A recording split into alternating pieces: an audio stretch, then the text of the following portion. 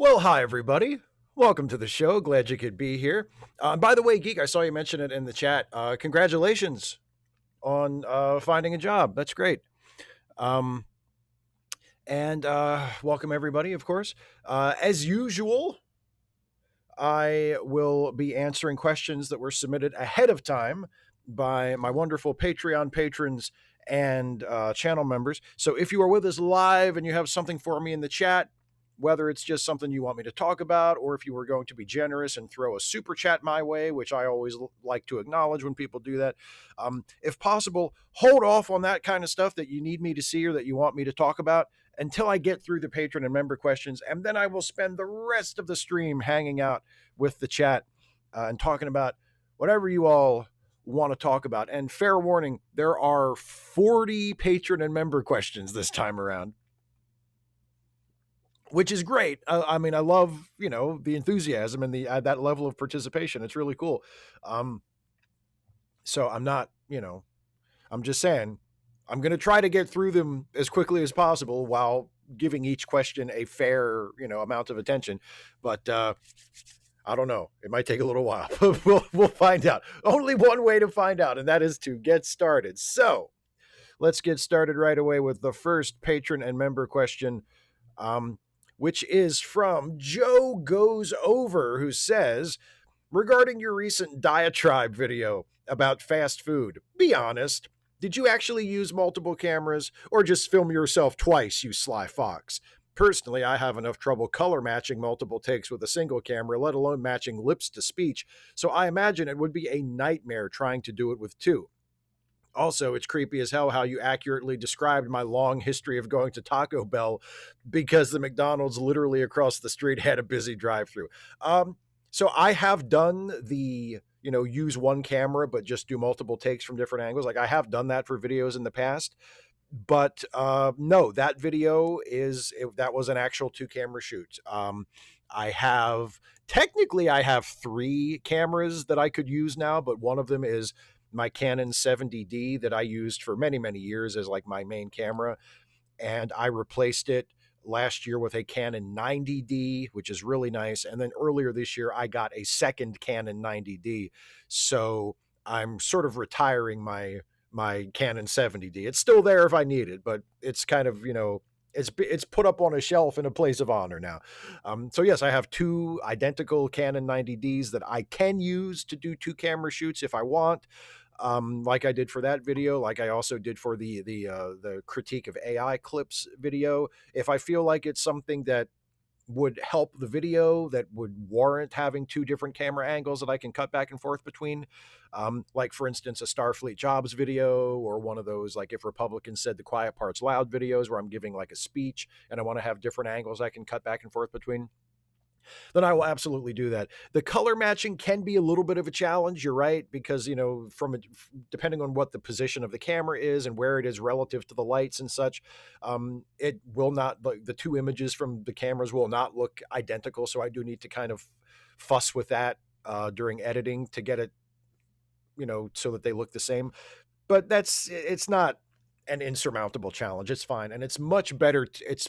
I will take that little bit of extra work in editing for the amount of work I save actually shooting the video. It is so nice to be able to shoot a video and just do one take, and you get one good take, but you have two takes because, you have two angles of it that you can edit with.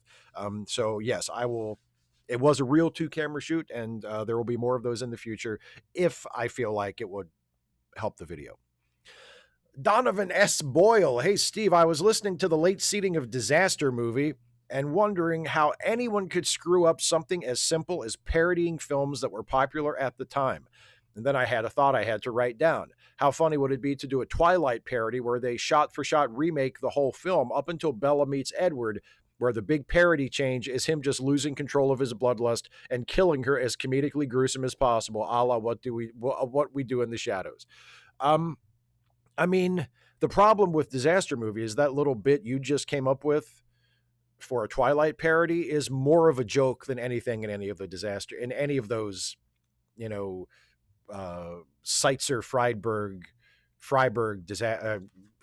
quote unquote parody movies. The problem with it is they're not actually parodying anything. There's no joke. There's no point of view. There's no gag. There's no. They're not. They're just doing things that the real movies did, but with different people and in a kind of jokey way. Like there's no. That's why they screwed it up, because they never actually tried to spoof anything. They just did references. It's just hey, remember this? Hey, did you see this movie? Well, now here's something like from that movie. Like that's why it failed, because it's not even really comedy. They're not even really writing anything. So um, that's why that movie and those kinds of movies suck like that. The really good spoofs actually write jokes and actually are making fun of the thing that they're referencing. It's Zulu Romeo. Hi, Steve. Great to hear you in fine voice again and chewing the fat about fatty fast food and chatting shit about shit burgers. On that subject, are you a picky eater, either for dietary reasons or a lifelong dislike of certain foods? Myself, my fast food dining has recently been severely restricted due to a super hypersensitive lactose intolerance, meaning no more milk, butter, cheese, or yogurt, etc. Even cross contamination risk options have me reaching for the lactose pill bottle. Life is grim. Well, I'm really sorry to hear that, my friend. That sucks. I am generally not a super picky eater. There are certain foods uh, that I will attempt to avoid. Like I'm not a big fan of tomatoes. Although I will have tomatoes on a burger if that's how it comes. Like I'm not like that picky. I mean, I'll and actually weirdly enough, even though I don't really like tomatoes, and I mean like whole tomatoes, like sliced tomatoes. If it's like a sauce or something, that's fine. But but even though I don't like tomatoes, I really like a BLT. There's something about the combination of the mayonnaise and the tomato and the bacon and the lettuce. It makes it works for me. I'm generally not a tomato fan, but a BLT really works nicely for me. But just stuff like that. I don't really like bananas. I mean, I don't think I've ever bought a banana for myself to eat ever. I just don't like them. Um, but other than stuff like that, I'm not a terribly picky eater. No, as my enjoyment of fast food, I think, seems to indicate. Zulu Romeo again. As I write this, there is a raging forest fire in England's New Forest in a summer that has seen wildfires in Spain, France, Canada, and Scotland that we know of amid persistent multiple heat waves. We're already seeing political tensions where clean water is held to ransom, with the Iran conflict seeing the targeting of desalination plants. And this week, a Trump tied drilling company trying to secretly tap oil from protected territory in Greenland. Is it too late for this planet and us? I mean, I hate to be that pessimistic about it. Um, I would prefer to think of things as like a pendulum swinging. And right now, the pendulum is swinging toward some pretty grim stuff. Like things are not good. But if we can keep the pendulum swinging, which I guess is kind of a big if, then eventually we can get it swinging back the other way. So I mean, things are cyclical, and I think it's just a matter of surviving the part of the cycle that you're in, so you can get back to the part of the cycle where things improve. So no, I don't want to say that like it's too late or that we're doomed. There's bad times now. Like things are bad. There are a lot of problems that are not getting better, and that in some cases are actively being made worse by people who are profiting from things getting worse. But hopefully that's not going to last forever, and it doesn't have to last forever. Like things can still get better, and I trust that they will, and I hope that they will. But I mean, that's not going to happen by itself. Like we're going to have to make that happen. But yeah, things aren't things aren't super great. Brian Baker, hey Steve, my condolences on the loss of your father. Thank you very much, my friend. Quick question for you. Whatever happened to peace, love, and tenderness? A little empathy would be great for all of us right now. Keep on keeping on, my friend. Also, for Geek and everyone else, fuck capitalism. I mean, whatever happened to peace, love, and tenderness? I think the problem is that we have become a lot more, I guess, discriminating about who we extend those qualities to. You know, I feel like we're still pretty good at extending empathy to the in group, but it's just for many of us, the in group keeps getting smaller and smaller and smaller, you know? But no, I agree with you. I mean, um, and also, I mean, you have like public figures, like just major league assholes like Elon Musk saying things like empathy is a bad thing, like empathy is a weakness, empathy is dangerous, empathy is the worst human emotion, whatever. I mean, they have really truly awful people pushing this, you know, deranged and self-defeating for the human race idea that empathy is a bad thing and empathy should be avoided and we'd be better off without it. So there are kind of some factors working against it, but no, it definitely needs to make a comeback. I mean, it's empathy is one of the most, if not the most important, human capabilities, human emotions that we have, the ability to not only care about someone else, but to imagine yourself in someone else's position and try to see life as they experience it. That's an incredibly important thing, and it would be nice if it would, be on the rise a little. Speak of the devil, some random geek who is hoping this edited question goes through. Oh, did Google censor you? Did Google say you can't say that? On Wednesday, August 12th, Phoenix needs $222 to keep their lights on and also keep their payment plan for their electricity bill. Let that sink in. Phoenix is on an affirm payment plan for their utilities because being adult in this world is paying your bills and taking personal responsibility, I've been told. And Phoenix has to go into debt to be an adult because they can't work, are disabled, or were denied SSDI. They need $3,000 now and $1,000 each month after that. Fuck capitalism. And here's the next question from Geek. Some random geek who realized their Patreon subscriptions went through on Monday morning. So this Monday morning, Joanna DM'd me if I have any money to give to her for her pain meds. She needs money for everything else anyway, but she needs to clean and is in pain. Anyone who says I need to take care of myself before I help others, you will talk past me because you may be okay with seeing your friends die. I am not. Want me to take care of myself? Someone else give Joanna $1,200 a month. Someone give Phoenix $4,000. Someone give Naz and LQ $750 a month. Someone give Joey $500 a month. And by the way, I get the edited thing now because I remember you had an earlier version of the question because I guess your Patreon had not gone through yet, so you were just asking a member question and then you edited it to be. I get it now. It wasn't that Google was censoring you. But anyway, yes, charitylinks.page. We will remind people of that at the end of the show as well. But yes, if you can help out Joanna in Phoenix and Naz and LQ and the rest of our friends, Joey, please do so. Please consider helping out because it's ridiculous. It's ridiculous how hard we make it in this country, in this world in general, but specifically in this country, to be a poor person. It's inexcusable. None ya business. You saw the video I posted in Facebook about the complaints of Q. So did you watch the video? Your response? I did watch the video after I saw that you had asked me this question. So I could answer because otherwise I probably wouldn't have watched it because I don't really care. But you asked the question, I watched the video, so I can answer. The video in question is it's basically it sounds like it's like I'm not familiar with the show, but it's like a Star Trek podcast or a Star Trek review series, and they're talking about Q and why they don't like Q, like what their problem is with the character of Q in Star Trek. And honestly, the guy loses me almost right away because the first thing he says when he's describing his problem with Q is he says about Star Trek, so you have a show that's science-based, right? No. No, actually, that's not what Star Trek is. Star Trek is not science-based. I mean, there's some science and some science-ish stuff in there, right? And it frames itself as, scientific rather than fantasy and magic and stuff. But there's a very small amount of legitimate science in Star Trek. It is not now, nor has it ever been anywhere close to hard science fiction. It's pulp science fiction.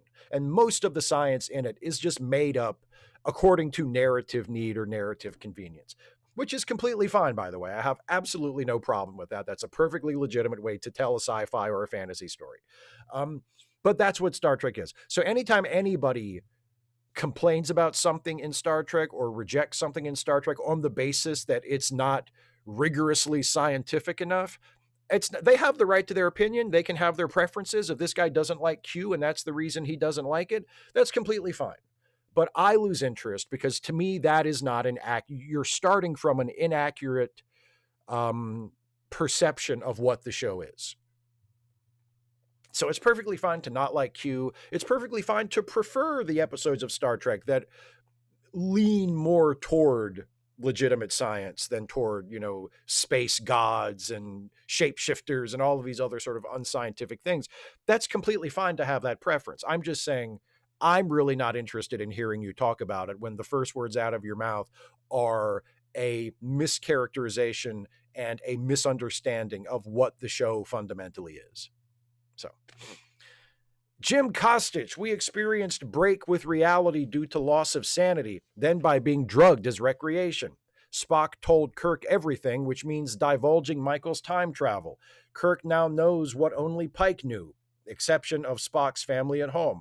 Question, is there any way to reconcile this to TOS in 6 more episodes, or do you think they'll drop it? I couldn't possibly care less. I don't know. I don't care. I hope they don't. Honestly, I don't know what their plans are for the back half of season. We're talking about Strange New Worlds, by the way, for anybody who doesn't know what we're talking. We're talking about Star Trek Strange New Worlds. I don't know what their plans are or what they're going to do for the back half of this current season, season 4, or for what they're going to do for the 6 episodes of season 5 that they're using to wrap up the series. I really, really hope that they don't bend over too far to try and seam it up with TOS, because that to me is like the least interesting way to go. That's just the most let's just bring it all the way up to the beginning of TOS. I'm not interested in that. I want Strange New Worlds to end on its own terms in a way that is satisfying for that series as itself, as a work unto itself. I do think there should be things in there that kind of point toward TOS, things that like point toward, for instance, Pike's beep chair fate. I don't think we necessarily need to see him in the beep chair or need to see him have the accident that leads him into the beep chair. I don't think we need to actually show that on screen. Maybe they will, maybe they won't. I don't know what they're going to do. I don't think they need to explicitly do any of that. They just need to let us know that, okay, we're leaving these characters at this point. This is the end of the show, and we're backing away. And from this point forward, they're heading off in this direction. And it's like a TOS direction. That's all we need. It doesn't need to be like, oh, Captain Pike's last day on the bridge and Captain Kirk's first day on the bridge. And, well, oh, there's Dr. I mean, they've already cast people as McCoy and Sulu, so those characters are going to show up in some context between now and the end of the show, but I don't know exactly what that context is. I don't know what the story is going to be, but no, to me, the least interesting thing in the world to me is trying to match this show perfectly up to TOS, because I don't care. I'm not invested in that. I don't need that. Yes, they are set in the same timeline. Yes, they are dealing with a lot of the same characters. Yes, it's this, this show is a prequel to that show, but I don't need the prequel to lead perfectly into, the show that it's a prequel to. I think that's just a waste of time, and I'm not interested in that. So do I think they can reconcile all this stuff? I don't know. I don't care. If it's inconsistent, it doesn't bother me. And I hope that they don't waste any more time on it than they absolutely have to. General Contact Unit Problem Child, it's uncontroversial to say any German who made the choice to enthusiastically support Nazism was morally reprehensible. That doesn't mean they were all psychopaths or incapable of kindness, but that choice is enough to condemn them. Do you think there will come a time when it's uncontroversial to say every American who voted Republican in the early 21st century was morally reprehensible? Like, when we have some historical distance and don't need to worry about hurting these shitheads' feelings anymore. I mean, I think it'll probably, especially with the Trump presidency and all of the damage that it has caused and the turmoil that it has caused, I think and again, I don't know, But if I had to guess, I would say in the future it'll end up being something like, well, we will regard people who supported that as akin to people who supported the Confederacy during the Civil War, during the American Civil War. Um, and just like in that case, there will also be people who didn't have a problem with it and who will defend it and saying, "Oh, they had every right to vote how they voted, and they had good reasons," and blah blah blah. Like there's always going to be a division of opinion, but I think eventually it'll come to be seen in that way by a lot of people. It'll be like people who supported the Confederacy. Um, and just like with that, just like you said, it doesn't mean that every single person who supported that cause in any measure was 100% evil, or was irredeemable, but it definitely means that they made a choice, and the choice they made was to join the objectively morally wrong side. I don't know if I should say objectively, that's a bit, but the morally wrong side. I think it'll end up being something like that. Yeah. The dude abides. How is life going for you since your dad's passing? Well, thank you for asking. Um, it's been going okay. It's been going okay. My my everyday life is mostly back to normal. Emotionally, I'm doing okay. And as far as like things related to dad, now my brother and I are getting into the dealing with the estate, and that's going to be a long process that will hopefully be over in a year or so, maybe even less if we're lucky. But just a lot of things that we have to get lined up to just do or get done, you know, like opening the estate, having certain things appraised, taking an inventory, um, transferring funds, paying off any debts that might be outstanding. Um, and then at the end of the sort of when the estate has been settled and is closed, then transferring titles into our names and all that stuff, like just a lot of legal stuff. And fortunately I have a lawyer who's helping me out with that, who was also my dad's lawyer, so we kind of know each other, and so we're going to have help, and it's not the end of the world. It's not an insurmountable process, but it's just going to something that I'm going to have to be dealing with occasionally for a while yet. And that doesn't, there's just drudgery related to that, that I'm not looking forward to, but it needs to be done. And then when it's done, it'll be over, and, we'll be in good shape. But no, emotionally, like in terms of my grief, I'm handling it. I'm doing okay.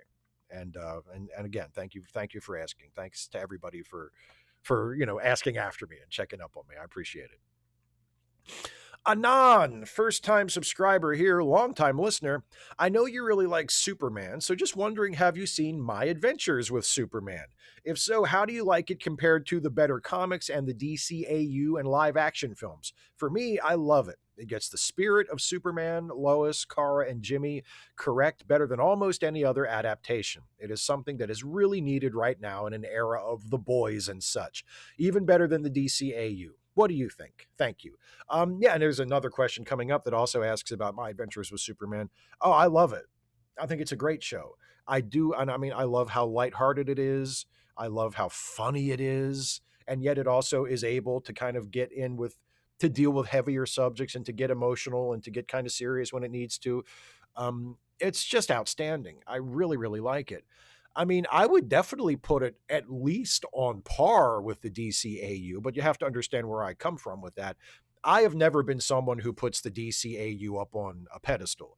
There have been parts of it that I have really liked, and there are parts of it, like the Batman the animated series and Superman the animated series that were on when I was a kid and a teenager that I like, and a lot of it is I like it for nostalgic reasons.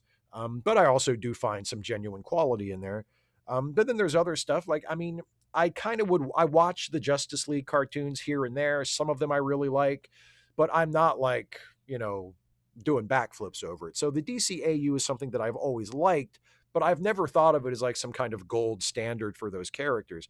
So when I say that My Adventures with Superman is on that level or maybe even better, I mean, I'm saying I do really, really like it a lot.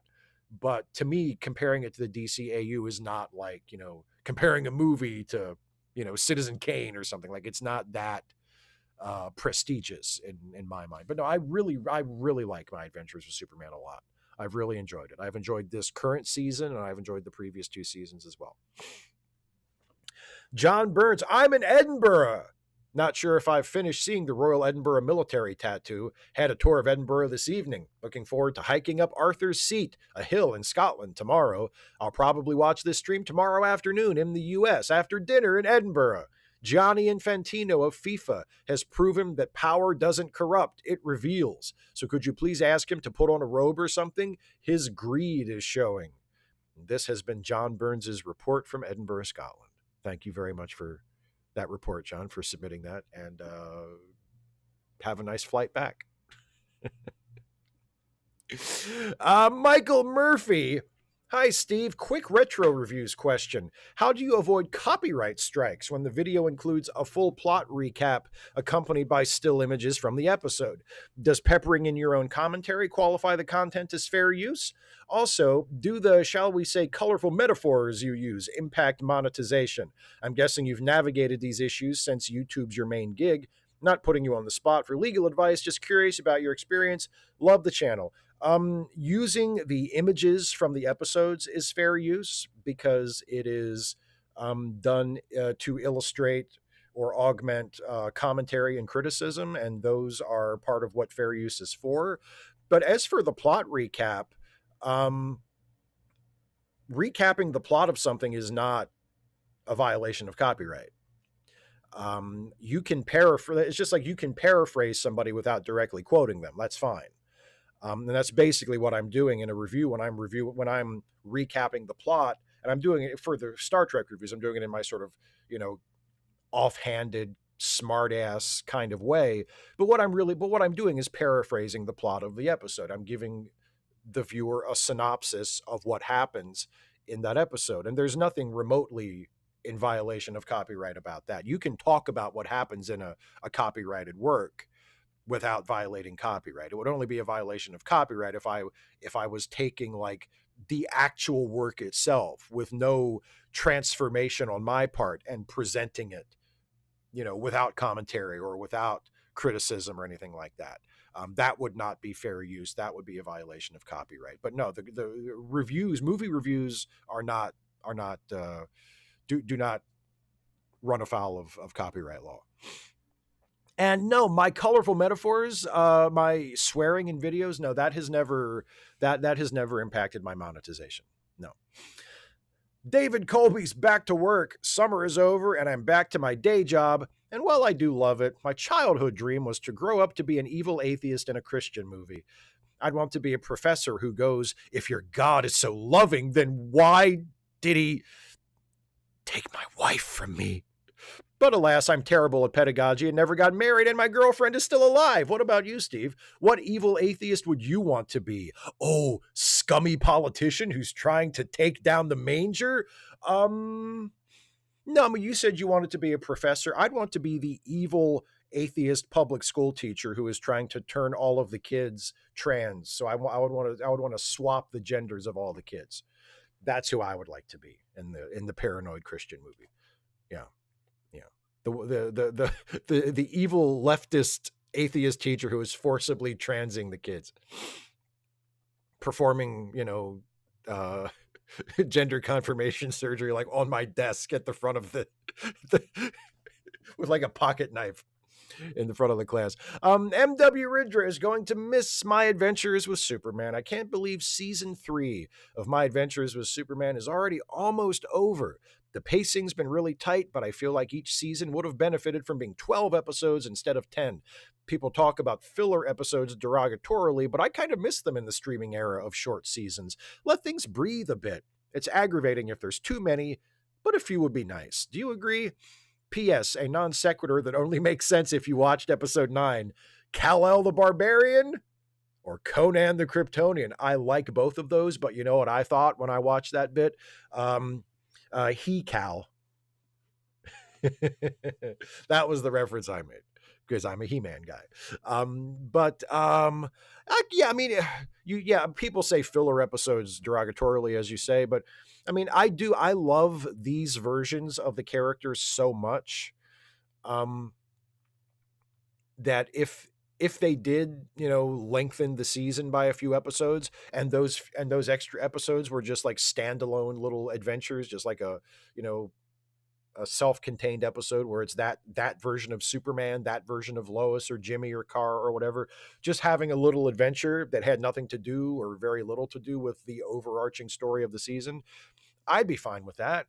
I like episodic television. I think this version of Superman, this version of that, family of characters would do really well on a show that was less serialized and it was just a new adventure every episode. They could, I mean, these characters in that show are so likable and so compulsively watchable. I would watch that show forever. I would watch that show forever. So, yes, I agree with you. I think that would be that. I think that would work. Um, an enemy spy, first of his name, King of the Andals, and Roy Nar and the First Men. Don't have the energy to think up a question. So here's a fun fact you might not know. The TNG episode Measure of a Man owes its existence to George R.R. Martin, the author of my favorite book series, A Song of Ice and Fire, the basis of Game of Thrones. He was a close friend of Melinda Snodgrass and encouraged her to write a spec script for Star Trek. He then personally showed that script to Maurice Hurley, and it became the best episode of season 2. Well, there you go. Now I finally have something to be thankful to George R.R. Martin about. Thank you for that. I didn't have that before. I had no reason to give a single fuck about him in my entire life up until that point. But now I do. Thanks, George, because I really love that episode. Cast Iron Chaos making a batch of orange chicken in honor of the other orange chicken. In the past few months, we've seen a flood of poorly produced AI videos with laughably awful images and inaccurate information. It's like seeing a video showing Batman with 3 arms and a real bat on his chest, fighting a giant playing card of the Joker. My channel has a different topic, but the same problem. All I can do is point it out, laugh, and hope people are smart enough not to fall for obvious fakes. My problem isn't with the AI itself, but with people who intentionally produce such poor content.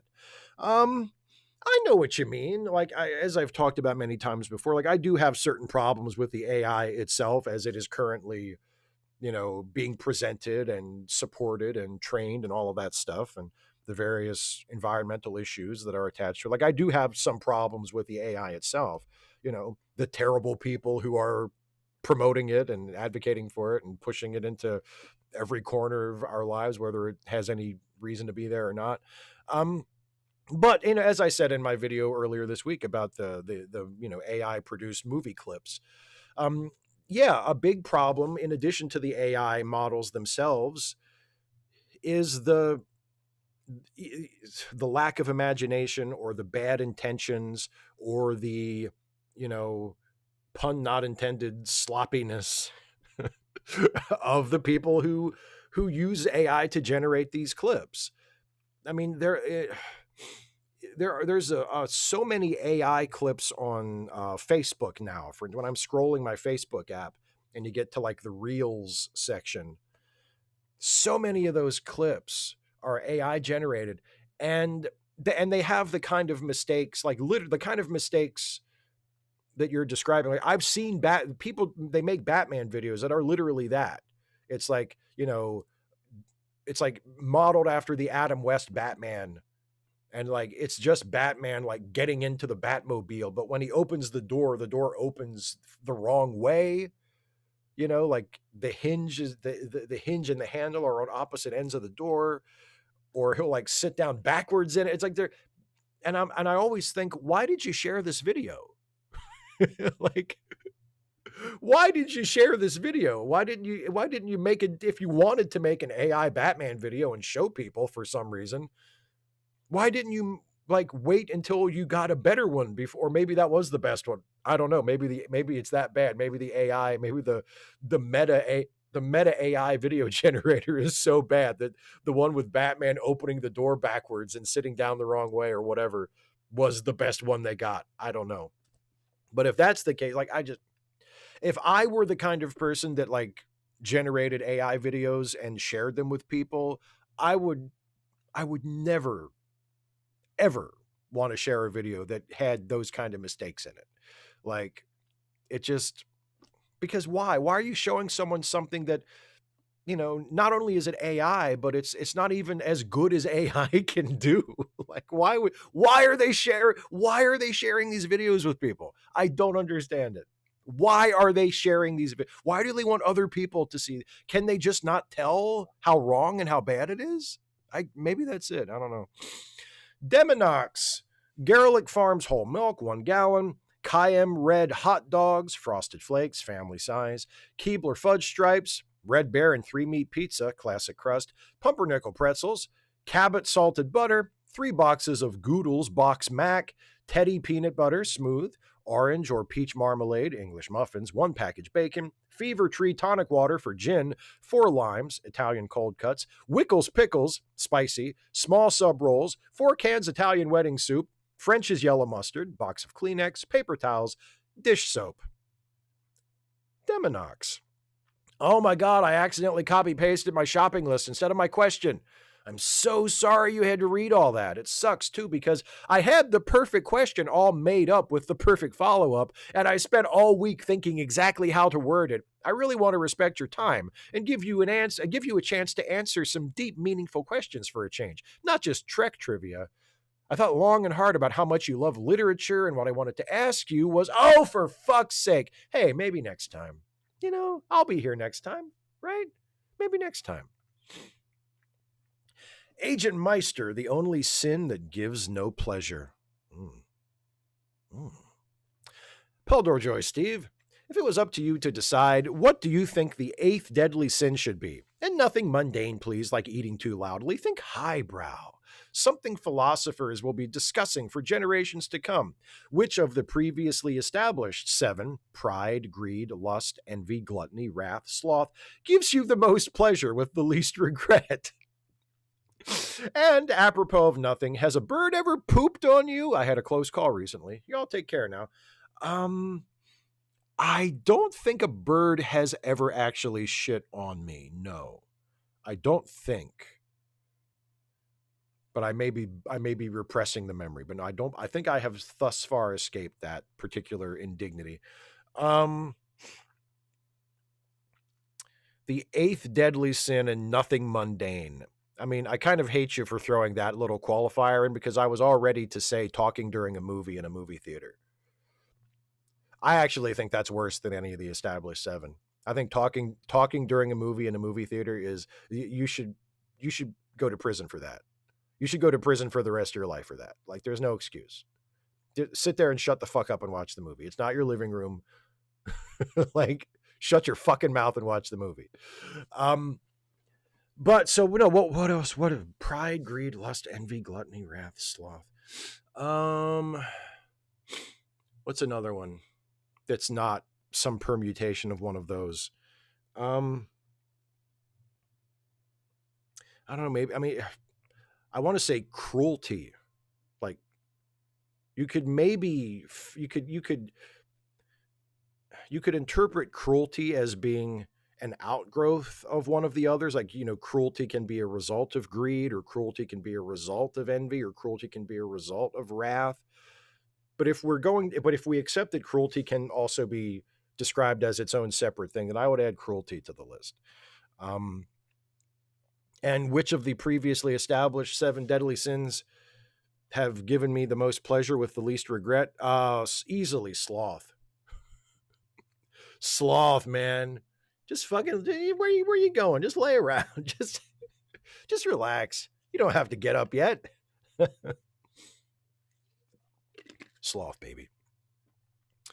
The Grumpy Monkey. Hey, Steve, I saw the first Gladiator movie recently. It's been a while, and I fell in love with it all over again. But as a casual reader of history, and apropos of the hysterics over the historical inaccuracies in the Odyssey, the number of liberties taken with historical events in Gladiator were glaring. It didn't take from my enjoyment of Ridley Scott's work at all, but why do you think Gladiator got a free pass while the Odyssey was eviscerated? And what do you think of Phoenix's performance? Joaquin Phoenix's performance in Gladiator. I thought he was great. I mean, I think the uproar, such as it was over quote unquote historical inaccuracies in the Odyssey, which is a work of fiction, Um, I think a lot of that is just a result of the current internet culture and the attitude that a lot of people have of, not watching a movie and evaluating it as a movie and judging it based on how it makes you feel, or, what your experience was watching it, but just like trying to constantly outsmart the movie or catch the movie doing something. That kind of attitude, that kind of approach, um, was not nearly as common in the early 2000s, I believe in the year 2000 when Gladiator came out. So I mean, if Gladiator came out today and was a brand new movie, it may well have attracted the same kind of, nitpicking bullshit that the Odyssey did. Um, the Odyssey just happened to be produced and released during a period of our culture where that kind of thing was very common. Um, but no, I mean, I agree with you. Even if a movie is based on real historical events, if there are some historical inaccuracies in it, I don't care, as long as it's an otherwise good movie. I doesn't that kind of thing doesn't bother me. If the movie is good, if I'm invested in it emotionally, if I care about the characters and I care about what's happening, and it's based on a real historical event, and I happen to notice that it, got something wrong compared to the real history, I don't give a shit. Wolf, ram, and hart. Hart is another old timey name for a deer. Yeah, so we're into our explanation era of the Wolfram and Hart nickname. Um, Hi, Steve. I've observed reasonable people who voted Trump as a fun club, but when you make it clear not MAGA, they switch to disliking his profane personality. Ultimately, when you ask why they aren't critically holding up Trump to ethical norms, I get false equivalency. Everyone does it. Then Heath Ledger Joker bit about need to burn it all down, and Trump is that guy. The way around this argument is to have someone hopeful, competent like Truman or Obama, but sadly it's not happened lately. I think I get what you're saying. I agree with you. I do think the best antidote to Trump is not to try and rebut Trump or reveal Trump for being how awful he is, because the people who support Trump are either never going to hear you when you tell them how awful he is, or they already know how awful he is and they don't care. And they either think that's great or it just doesn't matter to them because of some other reason. So the best antidote to Trump is to have an anti-Trump, is to have a candidate who reminds people that actually things can get better. And you don't have to base your whole life around anger and fear and resentment and grievance, that you can ask for more from your government, from your society, from your world, that you can, call each other to be better and help each other and build things and make things and improve things and fight for justice and like do positive things and progressive things that will help everybody. Like, that's the kind of leader we need, not someone who's going to be like, you know, preoccupied with pointing out all of the evils of Trump, because those evils need to be dealt with and all the damage Trump has done needs to be repaired and reversed, and to the fullest extent possible, Trump and the people who did that need to be held accountable. But looking beyond that, long term into the future, there needs to be someone who can convince people that it's possible to have a hopeful, positive, and practical vision of how things can get better. Carlisle the Cinephile. I saw a Brand New Day and I feel the need to address the most egregious example of character assassination I've ever seen in a film. This movie expects me to accept the premise that Peter Parker, a born and raised New Yorker, gets his pizza from Little Caesars? It expects me to believe he thinks that's worthy of pizza time? No! No, Destin Daniel Cretton. I won't let you get away with this. Who's with me? It's just, I mean, it's the damage that excessive product placement can do, isn't it? Because you're right, it is a little silly to think that born and raised New Yorker Peter Parker is like a huge Little Caesars pizza fan. It is kind of silly when you think about it. But yes, no, I agree with you. I agree with you. It's outrageous. It's outrageous. In fact, you know what? Retroactively, completely ruined the movie for me. Sucks. It sucks. It's too bad. It's a shame. Um, Carl the Talking Nerd. Hi, Steve. Hope you're doing okay. Having finally finished my Pride and Prejudice book, and yes, it's publishable fan fiction. I'd be interested to know what you think of the genre. Thinking about you, Cara. Thank you, Cara, very much. Um, as you mean the genre of publishable fan fiction? I mean, I think there's nothing wrong with that. You know, the more intellectual, you know, hoity-toity term for publishable fan fiction is pastiche. Or at least fan fiction, I guess, would be one kind of pastiche. Not all works of pastiche are fan fiction. But I would say fan fiction is a kind of pastiche, is a subcategory of that.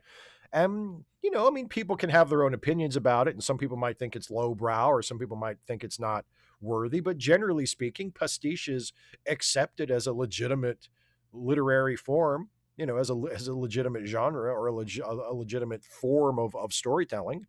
Um, and in a sense, that's all that fan fiction is.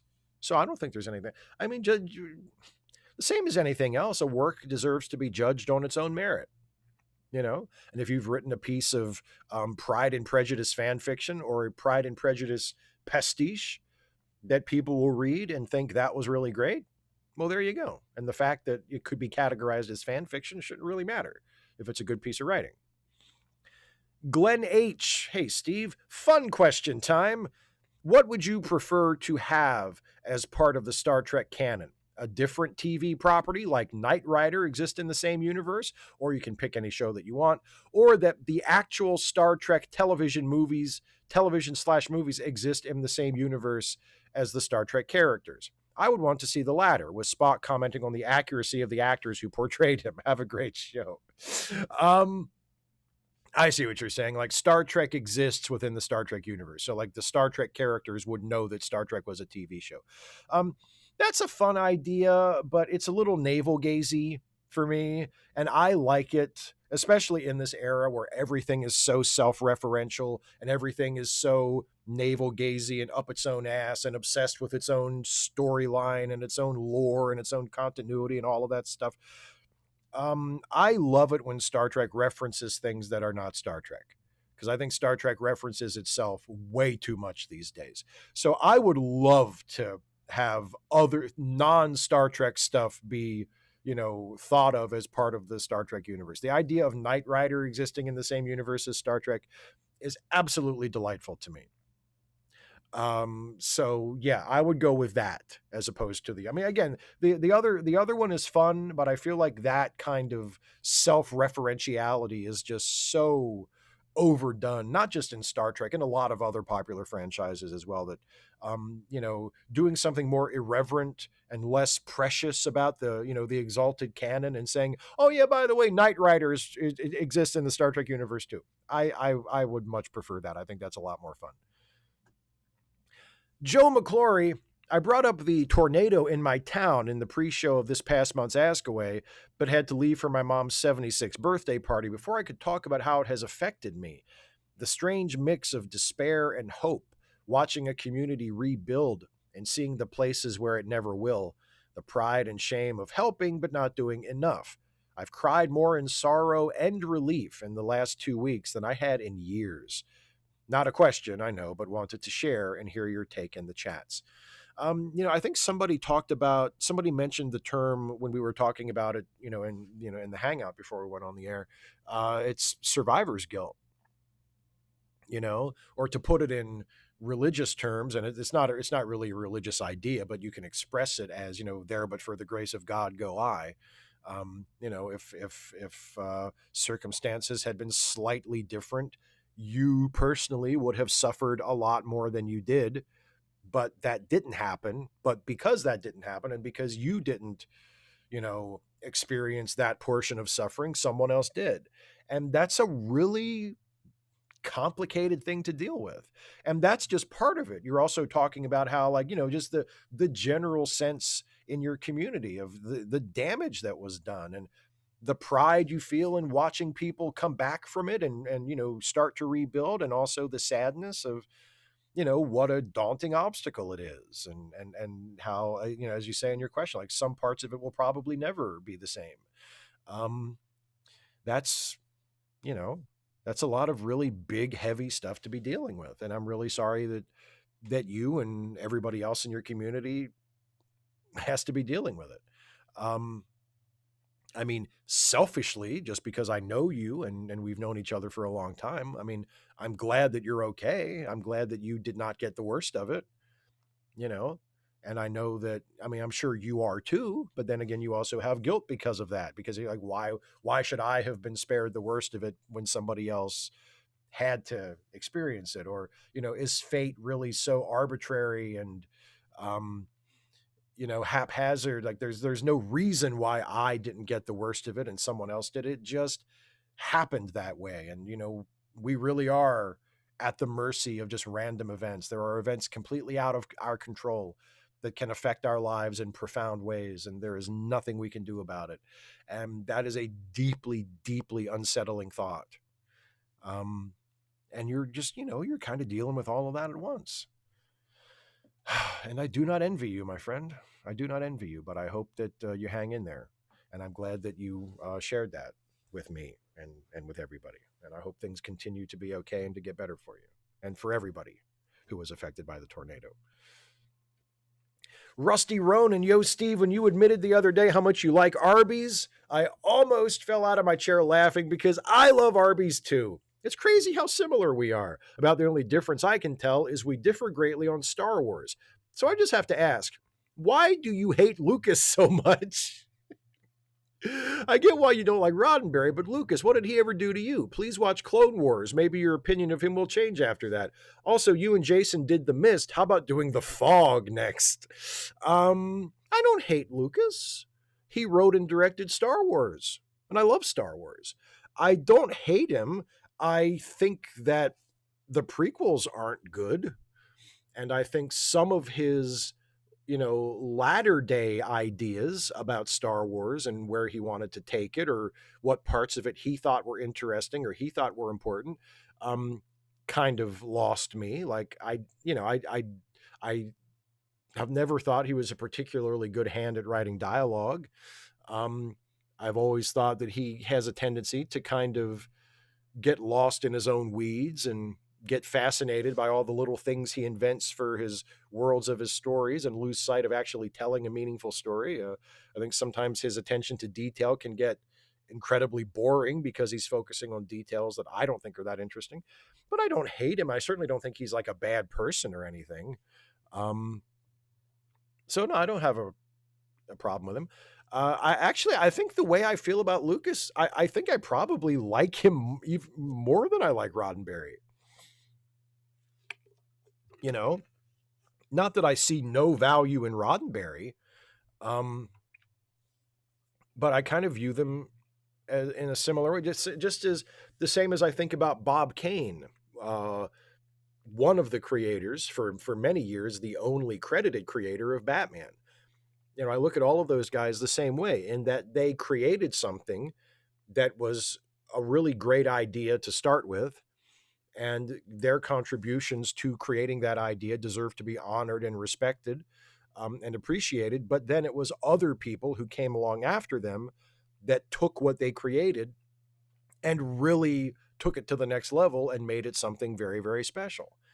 Like other writers and artists took Batman and did things with that character and that group of characters that Bob Kane never thought of doing and probably wouldn't have been capable of doing, given his level of skill and talent as an artist. Same thing with Star Trek. It was writers other than Gene Roddenberry who really did the best work that we have seen in Star Trek in all eras, from the 60s when Roddenberry was still very much there on through the present day. Same thing with Star Wars. Like George Lucas wrote and directed Star Wars, and Star Wars is a brilliant film and I love it to death. I love it so much. But I think the best Star Wars movie is still probably The Empire Strikes Back, which is arguably the movie that Lucas had the least directly to do with. So I know I don't think I hate George Lucas. I just don't, venerate him, and I don't view him as a particularly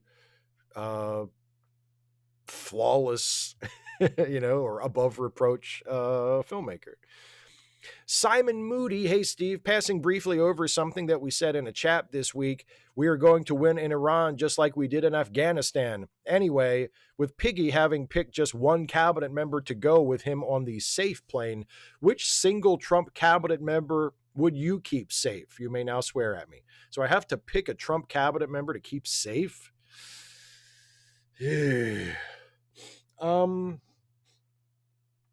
Honestly, I would pick Hegseth, because he's going to, get drunk and fall down a flight of stairs, and that problem's going to solve itself at some point anyway. So, yeah, let's go with that. Jan, wow, mid-August already. Sending condolences again and hoping your memory and closeness with your brother are bringing comfort to your days. My question, by the way, thank you very much. My question, I think roughly 20-ish more DS9 episodes and similar Poirot to watch. Will this be the end of Trek Reluctantly? Do you have other plans that you can or are willing to share? Thanks as always. It's not definitely going to be the end. Dana and I have discussed possibilities of what we're going to do after we run out of Deep Space Nine and we run out of Poirot. There's, I think, a rough just kind of intention to keep doing it. Because the truth is, I'll keep doing that show as long as Dana wants to do it, and as long as I want to do it, and I have no waning interest in it. Like I'm interested in continuing to do it. I love doing that show. I love hanging out with Dana, and I love watching stuff with her and getting to talk with her and argue with her about stuff and talk with you all in the chat about it. And it's just I really love doing that show. So if she wants to keep going after we finish Deep Space Nine and after we finish Poirot, I would absolutely love to keep doing it. And I guess the easy way to keep it going would be to just pick another Star Trek show and to have Dana pick another show for her half of it. And we'll just keep going. And just instead of being Deep Space Nine for the Star Trek portion, it'll be another show. But we don't have concrete plans at this point, just kind of a vague intention to keep going once we finish DS9. Siamak, who is still talking about Iran to anyone who will listen. Greetings, Steve. I hope you're well. Rather than my normal rant on the horrors of the Islamic Republic, lighter fare today. Aside from Han shooting first, what do you find to be the most annoying change made to the original Star Wars trilogy, Special Edition and forward? For me, it's either Sly Snoodles in Jabba's palace or the loss of Yub-Nub. I mean, it's not... I kind of feel like all of this... I'm not anti-special edition. I don't hate the special editions like a lot of older sort of purists do. My biggest problem with the whole project, it was completely unnecessary. Like the Star Wars, I wanted to fix the special effects were fine. They are what they are. Are they cutting edge by today's standards? Are they perfect by today's standards? No. But they were fine. They are what they are. I think it was just George's perfectionist streak and his sort of meticulous streak that and plus wanting to re-release the movies and make a whole bunch of money to, help fund the production of the prequels. Like that's what was behind the special editions. I don't think there was ever any artistic, need for them. So just in general, I'm kind of, okay, that's fine, but it's like, why bother?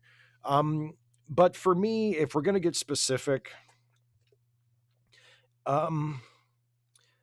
you mentioned the loss of Yub-Nub. It's kind of that same thing. It's just the changes that he made to make the original trilogy fit in better with the prequels. So like he added that sequence at the end of Jedi where it's like the lap dissolves to the different cities and the different planets all around the galaxy. So you see fireworks over Coruscant, over the destruction of the Death Star, and people on other planets that we'd seen in other movies celebrating or whatever. And I just don't think it needs that. I don't care. I don't give a fuck what the rest of the galaxy thinks about the fall of the Empire. The story is about Luke and Han and Leia and those fucking droids. Like I want to see them. I want to be with them. I want to see their reaction. That's my emotional investment. I care more about Luke than I care about the rest of the fucking galaxy. I don't give a fuck. So that kind of bothered me. And also this, um, um, replacing original Anakin with Hayden Christensen Anakin. That's always bothered me. That's always bothered me. I'm not a fan. That wasn't in the original special editions. That was added in one of the revisions to the special editions. But yeah, having the prequels, younger Hayden Christensen Anakin be the Force ghost at the end instead of the older um, Anakin that Luke actually saw when he took off the helmet. That has always bothered me. Yeah. Andy Lawler is mere days away from moving his youngest in for her sophomore year of university. Hey, Steve, my aforementioned youngest is starting her second year having switched her major. I wound up with several degrees in subjects far removed from my original intended career. Did you ever change your major? Or did you have your shit together when you started school? Thanks and have a great weekend, everybody. Thank you, Andy, and same to you, my friend. Um, I didn't I kind of changed my major. Yeah. When I my first term of college my major was um English with an education concentration. So my major was English, but then the concentration of the major was education. And after one term of that, I realized, oh no, education is not for me. I'm definitely not going to be a teacher. I'm just not cut out for it. So I switched the concentration to creative writing. So I kept the major was still English, but the concentration changed. So I kind of changed it. Yeah, a little bit. A little bit. Nothing drastic. Just an adjustment as far as like the direction of the courses I was going to take. Isaiah, hello, Steve. Don't have a question. Just asking, how are you doing since the loss of your father? Going to watch All Good Things later. Finally reached the end after getting TNG Christmas of 2020. This includes watching the series from start to finish and reruns. TNG is one of my comfort shows, and it's even more popular to me now that I have the whole show on DVD. Yeah, it's really nice to have the whole thing there, right? You don't have to worry about whether it's available on a streaming service. You can just pop in a DVD or a Blu-ray, and there it is. Um, yeah, I mean, all good things. And by the way, thank you for asking about how I'm doing. I'm doing well. Thank you, my friend. Um, all good things is a really special episode. It's I still think it's the best series finale that any Star Trek show has had. It's the best last episode of any Star Trek show. And not only that, I still think it's one of the best TNG episodes, period. Like that's what makes it so wonderful to me is that yes, it's a perfect final episode for that show. It's a perfect series finale, but also it's just a really, really good episode. No, All Good Things it's a really, really special episode. I hope you enjoy watching it this time. Um, Air 8647 Fire. Hi, Steve. I lost 20 kg in 5.5 months. Sometimes it's difficult, sometimes easy. I keep finding new muscles and places on my body without fat. Still got titties, though. You know. Learning new skills surprisingly quickly, but I still doubt I'll find a job. One life change that I just can't make stick is showering every day, or at least every few days. This is such a big remnant of depression for me. Do you have any tips seeing how you don't need to go to work every day? Hope you're doing well. Best wishes. Well, first of all, again, congratulations on your continued, weight loss and getting in shape and just kind of having your taking care of these life changes that you want to do. I think that's really great. And I hope you keep it up. As far as the showering thing, um, I mean, the last several years it's been easy because you know, in the mornings, during the week at least, in the mornings, I do an hour on a stationary bike. And by the time I'm done with that, I am just soaked head to toe in sweat. So I kind of need to take a shower. Like there's no option to just not take a shower. Like it's time to take a shower. I'm all sweaty. Um, so I mean, even if I wasn't the type of person that was naturally inclined to take a shower every day, I'd be doing it anyway because of that. But beyond that, it's part of my routine. I get out of bed. Um, I mean, nowadays I work out, I do my hour on the bike, but even when I wasn't doing that, I would get out of bed. I'd maybe take care of some, you know, some first thing in the morning stuff, like make my first cup of coffee, check my email, putz around, do some stuff. But when it was time to actually start the day, it was take a shower and get dressed.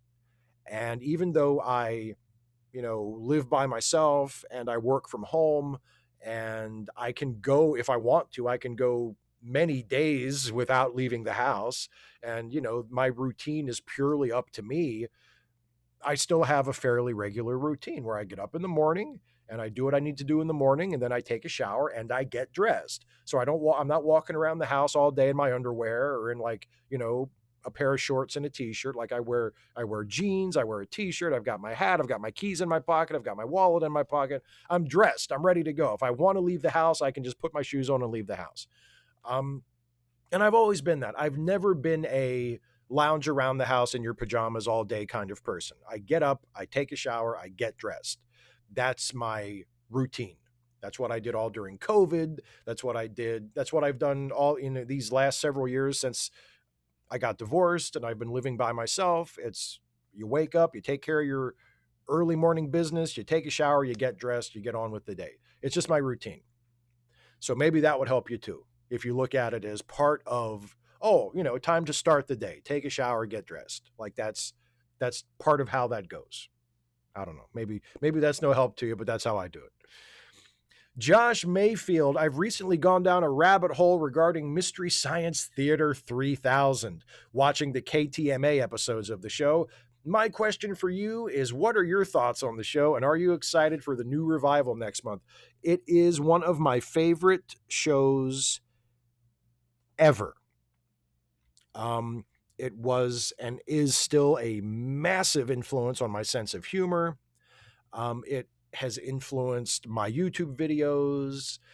Um, it influences the way I look at movies, the way I think about humor and comedy.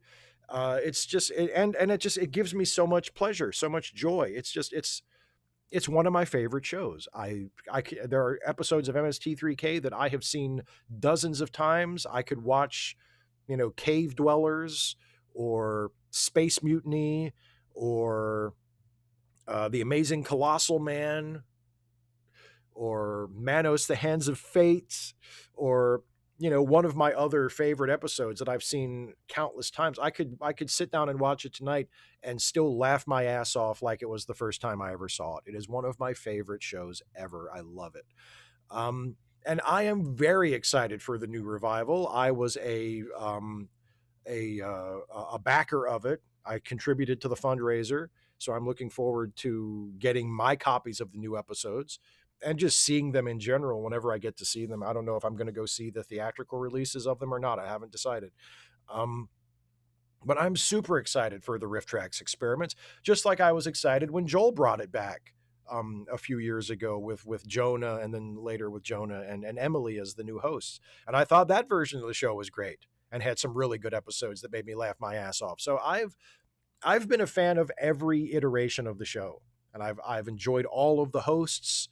Um, and I'm really looking forward to the new stuff, and the classic stuff is among my favorite television and my favorite comedy ever made. Russell, hey Steve, where to begin with this? How am I supposed to take anyone serious as a progressive when I witness things like them smacking their heads, eating their hats, and throwing tantrums like a 4-year-old? No, I am not referring to you. Well, good, because I don't think I've ever done that. But since now I bring you up, how do you take such people seriously? And no, not you. We have our disagreements. Sure, I've always gotten the impression that we can have rational conversations. So why is it others, and by others meaning those who constantly engage me, moving on to part 2 of Russell's from his member question, is this supposed to be a power struggle? I just don't get some people. Anyways, second question. First, I saw Brand New Day, won't spoil, liked it, that's all I will say. I got into a debate of a sorts with some people butting their way into my conversation with a friend of mine at work, making the comment, fine, Star Trek is political, but not Star Wars. I'm being serious, by the way, saying Star Wars is not political. I mean, the first film released was only based off World War II. Nothing political about that. Um, as to the first part of your question, like, I honestly don't know what kind of people you're talking about. I have never had, I mean, maybe I'm lucky. Maybe I've led a charmed life. I have never found myself in an argument with someone who was, smacking their heads and eating their hats and throwing tantrums like a 4-year old as an adult. I'm not sure who you're referring to there. But as for the Star Wars thing, no, look, I believe you. I've heard that from a lot of people, saying people who earnestly believe that Star Wars isn't political.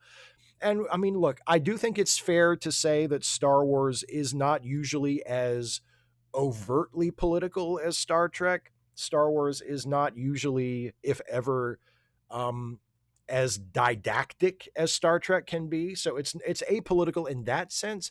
But yeah, the idea that there's that like Star Wars is completely apolitical when, as you say, there are references to World War II all throughout the, especially the original trilogy. I mean, just the fact that the core story of it is about a group of rebels, resistance fighters going up against a fascist dictatorship. Like, that doesn't strike anybody as political. That doesn't seem like a political story to you. So no, but look, there are lots of people who just miss the point of things. There are lots of people who the most obvious stuff goes over their heads. There are people who's that fucking doofus, that like right wing fucking, um, Ian Miles Chong, who said a couple years ago, like, he made a comment about the original RoboCop and how, oh, isn't it great that this movie's not political at all? And people dragged him for that, and rightly so, because RoboCop is a super political movie. It is a rather pointed satire of many things that Paul Verhoeven was meaning to comment on and satirize. And yeah, but the lack of awareness of yourself and your culture and what's going on, and the lack of media literacy to sit down and watch RoboCop and go, oh yeah, nothing political about that. And it's the same thing with Star Wars. Like, is it in your face, like super political, like a courtroom episode of Star Trek, or a social issue oriented episode of Star Trek? No. But that doesn't mean that it's apolitical, or that it's just, a space adventure and that's it. Like, there's political themes in Star Wars all through it, and they're not that hard to see, you know. But some people just either are incapable of seeing them or refuse to see them. Invalid user, have you considered bringing back your 5 things series? Why or why not?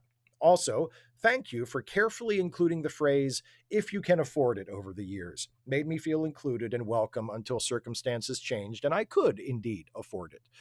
Well, I mean, you're welcome for that, and you're welcome in general. Yeah, I mean, I I take a realistic view of what I do. I do this for money. Like, I earn a living from this. I earn revenue from this, and I use that revenue to put food on my table and keep the lights on, and give myself a decent life. So I do want to make money doing this, and I'm very, very lucky that I've been able to earn a decent living doing the YouTube thing. And a huge part of that is from my patrons and my channel members who directly fund my work by doing, giving regular contributions as patrons or members, or for some people, both, which is great. And I really appreciate that. And I want people to do that. And I want to encourage people to do that. But I also don't want to make anybody feel bad if they just can't afford it, because that's, there's more important things in life than paying for fucking Steve Shives's YouTube channel. Like, if you can afford it and you think I'm worth it, I would love to have some money. Right? That's basically it. But if you can't afford it, that's completely fine. Like, I still want you to feel like, you're welcome here, and you can leave comments, and you can watch, and you can chat and do whatever. Like, I don't want there to be a tiered system where it's like, oh, Steve only pays attention to his patrons or his members, or, or like I'm trying to force people or cajole people or guilt trip people into supporting the channel if they really can't afford it. Like, that's really shitty behavior. And I just don't ever want to do that. So, I mean, thank you for saying that. And I'm glad that you appreciate the way I phrase that. But I mean that. Yes, if you can afford it and you think I'm worth it, I'd love for you to be a patron or a member. I rely on that. But if you can't, don't worry about it. Don't worry about it. But anyway, why have I not brought back five? I've considered it a little bit every once in a while. Sometimes if I'm having trouble like finding a topic for a video for next week, if it gets to be like Tuesday and I'm stumped and I still have no idea what I'm doing for the following week's videos, every once in a while the idea kind of floats in my head. Just do another 5 things video. Just bring it back, you know. And I haven't, mostly because I keep coming up with other things, you know. And I feel like it's not that I did that series for a long time. I really enjoyed it. I like a lot of those videos, but I kind of closed that door. And it's not that I would be, that I would refuse to ever go back and do it again. There is something kind of appealing about that format, that structure. But I also feel like, I did that and I made a decision and I moved on. And I would like to keep moving on instead of going back and doing the thing I used to do. So, I mean, never say never. I don't know if, maybe I will make some new ones someday. I don't know. But for now, I'm happy and content with, leaving that as something that I did for a while and I enjoyed it and I like it and I'm happy with it. And I've moved on to do other things. And finally, Caitlin L., who had a heck of a week and is submitting with 10 minutes left again. Couldn't decide today's question, so story time. I finally have a bra that fits. I was really riding that high, but then on Wednesday, the wheelchair clinic screwed up and gave me all the wrong wheels. Boy, isn't that life in a nutshell? But today they got fixed right up, and I got a few more bras. It's amazing how much shoulder pain I had before. Jeezo. I genuinely feel like a brand new woman. I'd measured myself before, but my previous bra fitting had the lady refuse to listen. Crazy. Hope you're all doing well. Meow, meow, meow. Boy, a lady refusing to listen to you at your own bra fitting is tragic. It's tragic when women don't listen to other women, But I'm glad you got that sorted. I'm glad your wheelchair wheel problem got fixed, and that you have as someone who has never worn a bra, I cannot relate personally, but I have been given to understand that it can get to be a quality of life issue if there are, problems with, fits and such in that area. So so congratulations. I'm happy for you. I'm glad things are going well. I hope they continue to go that way. All right. That is the last of the patron and member questions.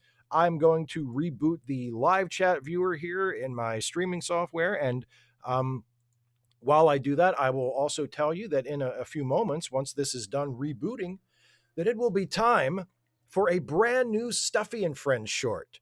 Now, this will be a video that will go up on its own as a standalone YouTube short on this channel tomorrow. But because you have the good taste and the discerning palate as far as YouTube videos and live streams go, to be watching this live stream right now, you will get to see this brand new Stuffy and Friends short before anybody else does.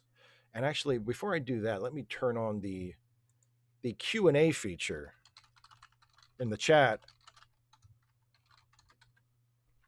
So when we come back from the Stuffy short, I can begin talking to you folks in the chat and answering your questions and talking about whatever you feel like talking about. So without further ado, please enjoy this brand new Stuffy and Friends short. Everybody's worried about trans people and refugees. Well, what about me? Huh? What about me? You have $700 billion.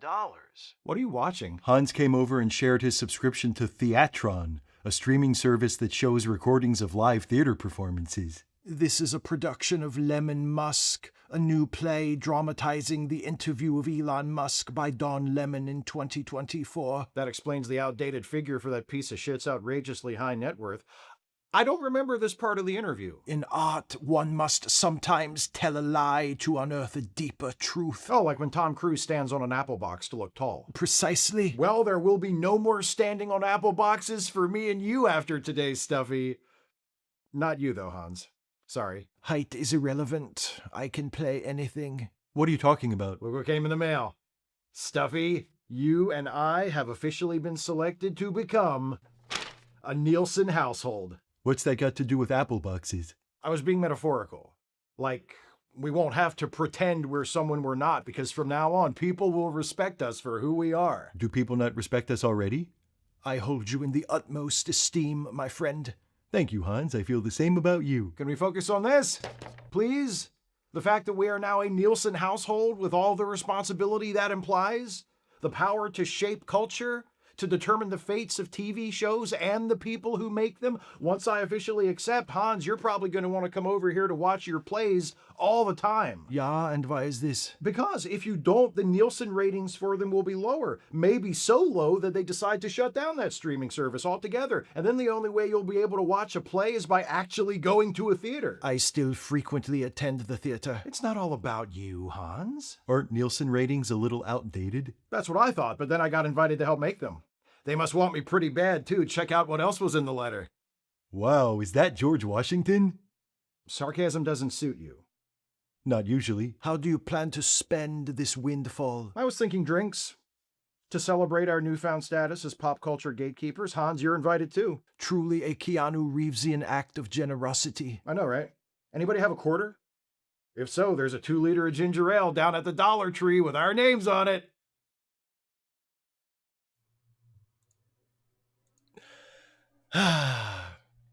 You know, it's slightly based on reality. Several months ago, I did actually receive a letter from the Nielsen company asking if I wanted to become a Nielsen household. And I never responded because who gives a shit? But I thought it might make an interesting premise for a Stuffy video. So there you have it. Yeah, Caitlin, $1.25 now. You believe that? At the Dollar Tree?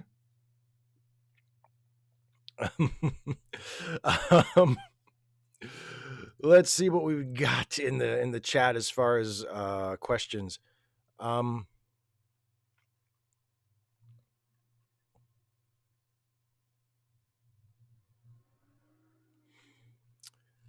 Actually, there was one in the regular chat I saw I wanted to talk about first. I just wanted to acknowledge.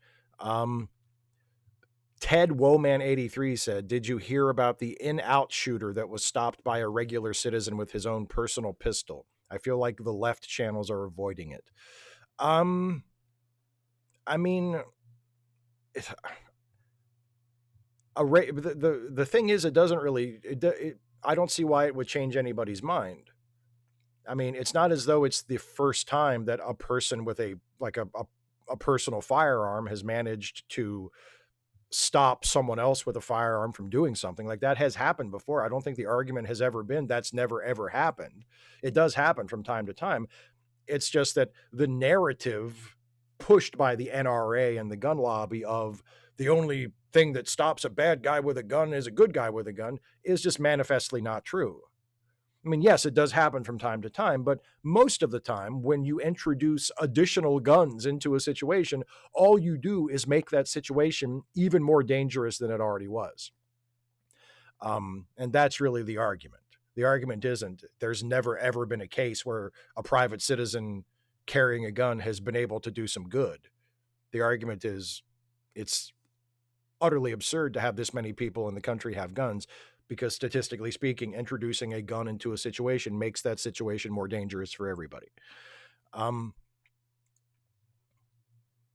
Now to the questions tab. 255 AD says, when you made that Rod Serling joke at your dad's funeral, did anyone say, is that your only frame of reference for a man wearing a suit? You know, a lot of grownups wear suits every day. No, because, well, I think that I made that joke just to a couple of people I was talking to at the viewing.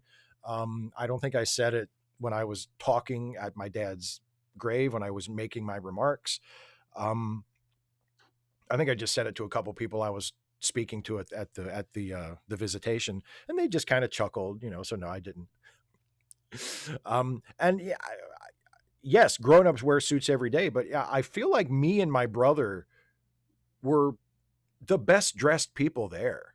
Like, I mean, again, no, I don't give a fuck what some people came wearing t-shirts and jeans, and I was utterly fine with that. I don't give a shit how other people dress. But I just noticed, I had on my suit and Danny had on his suit. Danny looked like fucking, I told him he looked like Regis Philbin hosting Who Wants to Be a Millionaire back in the day, because he had the dark suit with the dark shirt and the dark tie. Motherfucker was styling.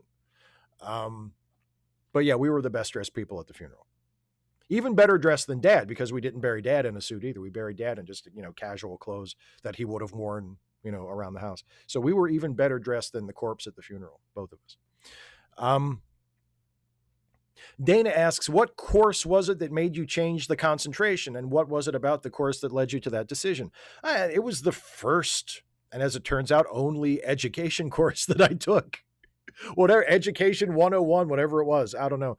And it was nothing wrong with the course itself. It was just, I realized that's not what I want to do with my life and that I'm not cut out for that. And I think you and I, in the many times we have discussed teaching and, what I know about it from knowing you, and it's just, I could not do that job. I could not do that job, and I would not want to do that job. And it was just a matter of just kind of having that realization, like, oh no, you know what? No, this isn't it. I don't want to do this.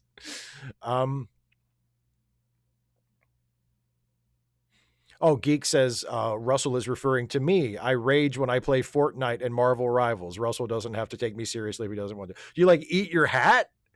I mean, you have lots of hats. I guess it wouldn't matter if you ate a few of them, but you get so mad when you're playing Fortnite that you like eat your fucking hat.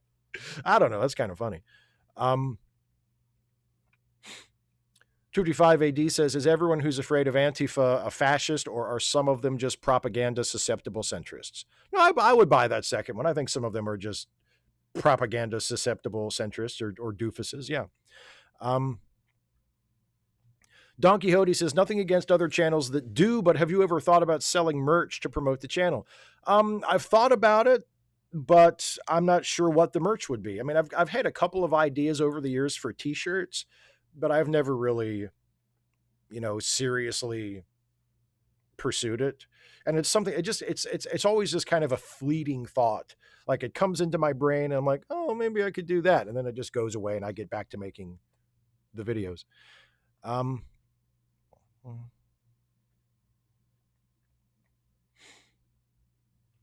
Philip Kehoe says, spinning off the earlier question about referencing other things in Star Trek, what character could be a descendant of Angus MacGyver? Reg Barkley?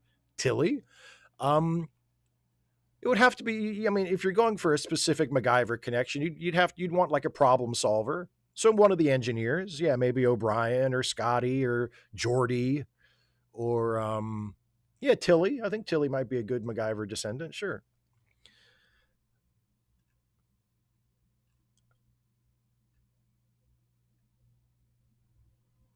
Carlisle the Cinephile. Someone recently pointed out that Arid and Vulcan are both in the 40 Eridani solar system. Potential Star Trek Project Hail Mary crossover? Question. I would love that. See, I think I've mentioned it. In my mind, everything is in the same universe anyway, because I view works of fiction as works of fiction. So I don't care if there are contradictions between them, because there's no such thing as a contradiction that you can't resolve for the sake of a crossover, either by just coming up with an ad hoc excuse or just fucking ignoring it. So to me, everything takes place in the same universe anyway.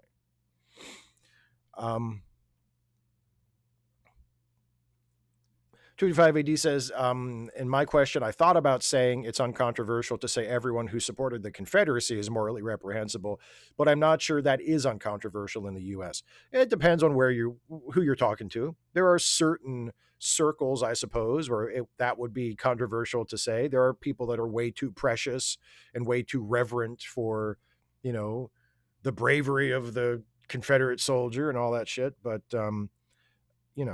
honestly, that's one of the problems with American culture. And that's one of the problems with how we reacted in the post-Civil War era.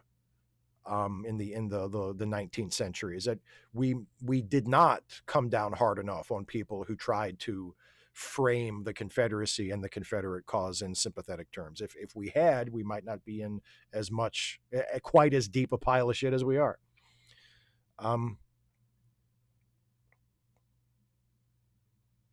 Cynical Optimist says, "Hey Steve, hope you are doing well, my friend. Thank you.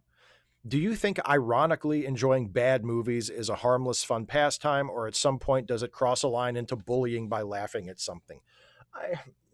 That all depends on how you approach it. You can ironically enjoy something bad. You can laugh at something without being hateful toward the people who made it. I do think that's a line that you can cross without realizing it. I do think that is something to be mindful of. But it's entirely possible to watch a movie that you think is bad and enjoy it in a so bad it's good way, and laugh at it, and laugh at the incompetence of it, or laugh at the, the bad creative choices, or the poor production values, or whatever it is about it that makes it enjoyable to you, but also makes it bad. You can do that without, making it seem like you think the people who made it are bad people. It's possible to do that. And I do think you have to be mindful of that line.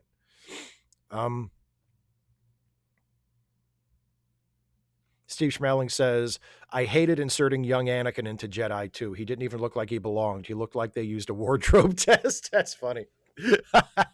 Well, the thing that bothered me about it was, and I'm not the first person to say this, a lot of people pointed this out when that version of the film was released, and they made that change and they inserted, prequel Anakin into that spot instead of older Anakin. Wouldn't Luke have no idea who the fuck that was?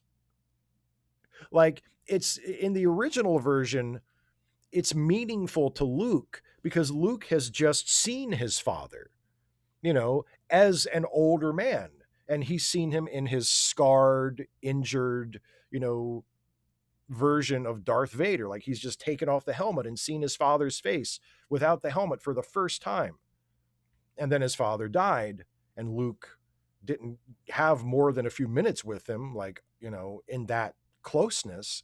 And then at the end, he sees the man that he saw in the mask, the old man, the scarred old man. He sees that same guy, but restored, purified. Like, now he's been redeemed, and it means something to Luke because he knows him. He's just seen him, and it's the same guy, but he's been restored and redeemed. And when you insert the Hayden Christensen Anakin into that spot instead, it breaks that connection. And now you have something where, yeah, it means something to us in the audience because we know who he is because we've seen the prequels, but it doesn't mean the same thing to Luke.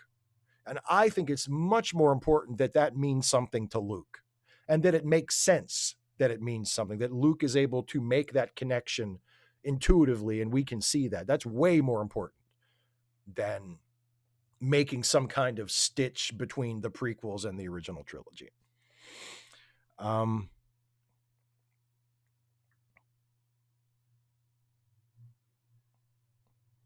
Oh, Caitlin, yes. Caitlin says, I hope the funeral itself and the estate stuff went well. Presumably it went better than your wedding best man sketch. Yes.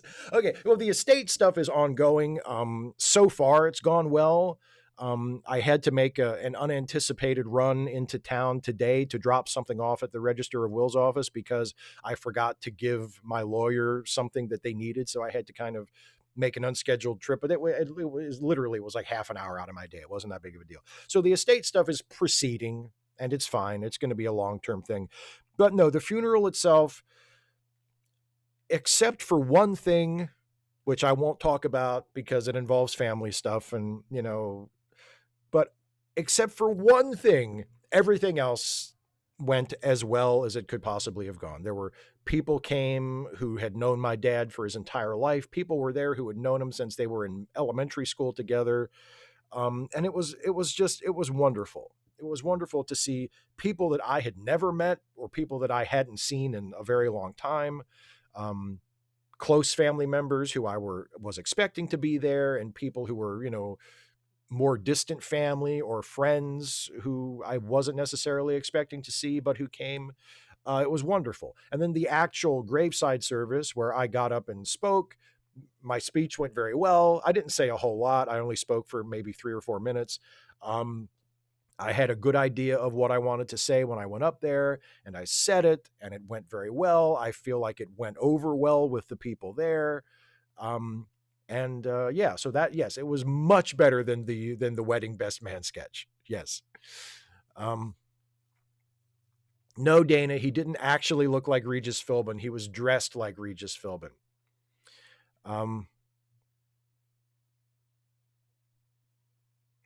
Thor of Home says, can you not be a snobby know-it-all block-tarian theater kid who imposes? What does that even mean? Tell me what that even means, and I'll answer the question. Nowhere Man Child says, with Nightfall coming out in an animated movie series, are you looking forward to it? And do you have a new best Batman ever coming soon? I do. I'm looking forward to the Nightfall animated series. I'll watch it. I'm not like super excited about it because I've been underwhelmed by a lot of the animated stuff, but I am looking forward to it because I remember reading Nightfall eagerly in the 90s when it was coming out in the comics, and I'm curious to see how they do. It's the first time they've ever, that in any format, I think it's the first time, well, other than the audio book, there was a really great audio drama that adapted Nightfall back in the 90s as well that I still hold in very high regard. But in terms of like visual media, like TV or movies, it's the first like direct adaptation of Nightfall that they've done. There have been pieces of Nightfall that have made their way into other various Batman projects, but it's the first time anyone's done a direct adaptation of Nightfall. So I'm very curious to see it, and hopefully it'll be good. Maybe it won't. I don't know, but I'm curious to see it.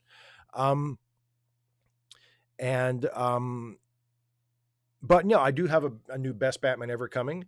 I wrote it this week. I'm shooting it tomorrow, and it will be out on Wednesday.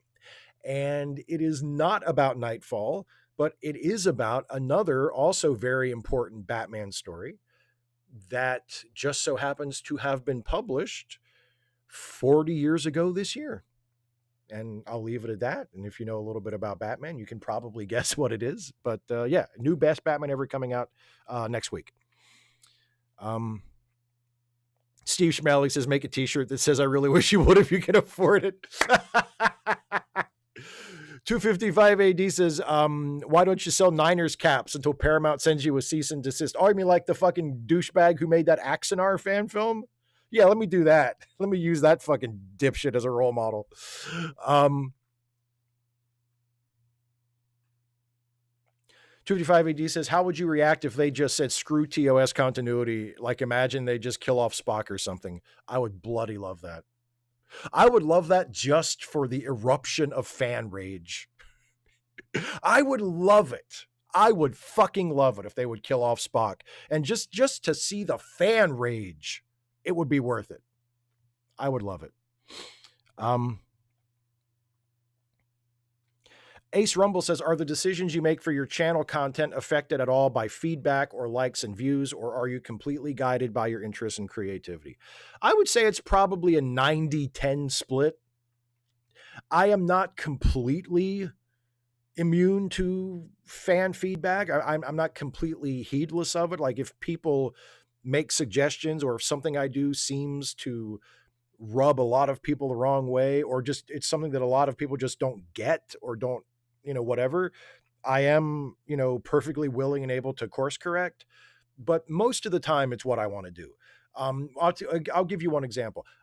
If I were just interested in doing what I want to do 100% of the time, I would probably make way more videos about professional wrestling than I do. I make them very infrequently. I still will make a wrestling video every once in a while, just to, as Jason would say, get the poison out. But I don't make wrestling videos all that much because my audience doesn't care. My audience, for the most part, is not wrestling fans. I have not cultivated an audience that cares about wrestling or likes wrestling as much as I do. So when I make a wrestling video, they usually don't do very well. They don't get that many views. And so just, it would not be a good use or a good investment of my time to do that a lot more often than I do. So I acknowledge that reality, and I talk about wrestling every once in a while, but most of the time I talk about other stuff, because my audience doesn't really care about wrestling. So that's just one example of that kind of thing. But for the most part, I make videos about things that I'm interested in and that I feel like I have something to say about. 255 AD says, when Vader takes his mask off, do you think he looks like Uncle Fester? A little bit.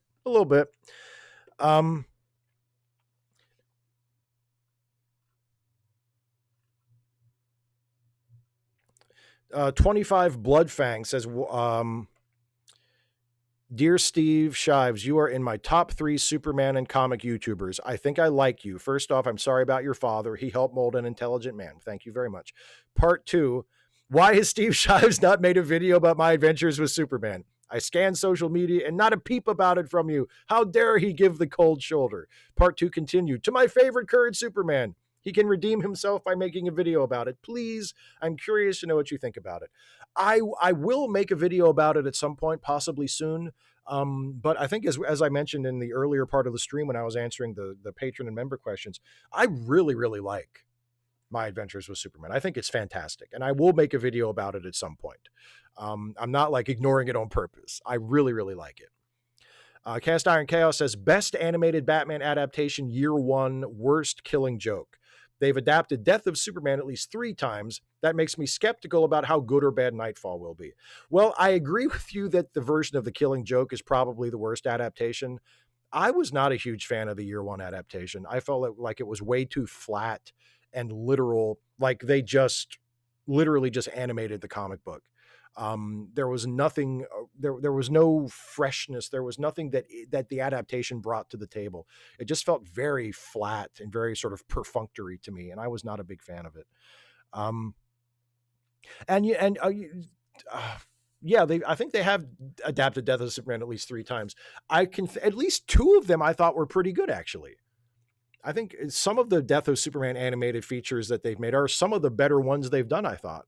So, I mean, if the Nightfall adaptation is as good as the best of the Death of Superman adaptations, I'll be pretty happy. Let me click over to the fan funding because I want to acknowledge some of the super chats. Carlisle the Cinephile says, 8th deadly sin suggestion, apathy. Thank you for the super chat, my friend, and what an excellent suggestion.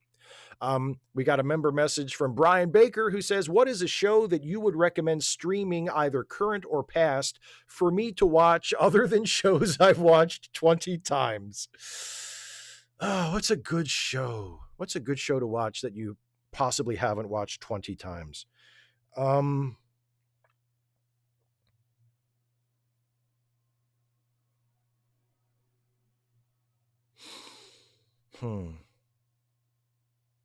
don't know. I don't know what shows you like. Did you watch, I don't know if you're a fan of Tim Robinson's comedy or not, but did you watch The Chair Company? If you have HBO Max, The Chair Company, which came out earlier this year, I believe, was fantastic. If you like sort of absurdist, surrealist humor, I think you'll enjoy that because I really, really loved it. Agent Meister with a super chat. Thank you, my friend. Have you ever imagined the xenomorph from Alien wearing Ferengi makeup? Thanks for helping me get through the night shift. I mean, I've imagined it now, so thank you for that. Member message from Kirok 2011. Steve, I'm curious. You often said your favorite TOS episode is Amok Time. Mine is City on the Edge of Forever. Why does Amok Time win out against City on the Edge of Forever for you anyways? I just feel like Amok Time, and look, I love City as well. City on the Edge of Forever is a magnificent episode.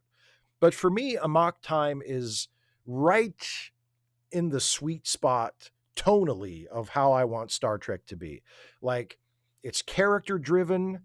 It's mostly serious. It deals with some serious stuff. There are stakes there for Spock, you know, his physicality, his family, you know, his future, his friendship with Kirk.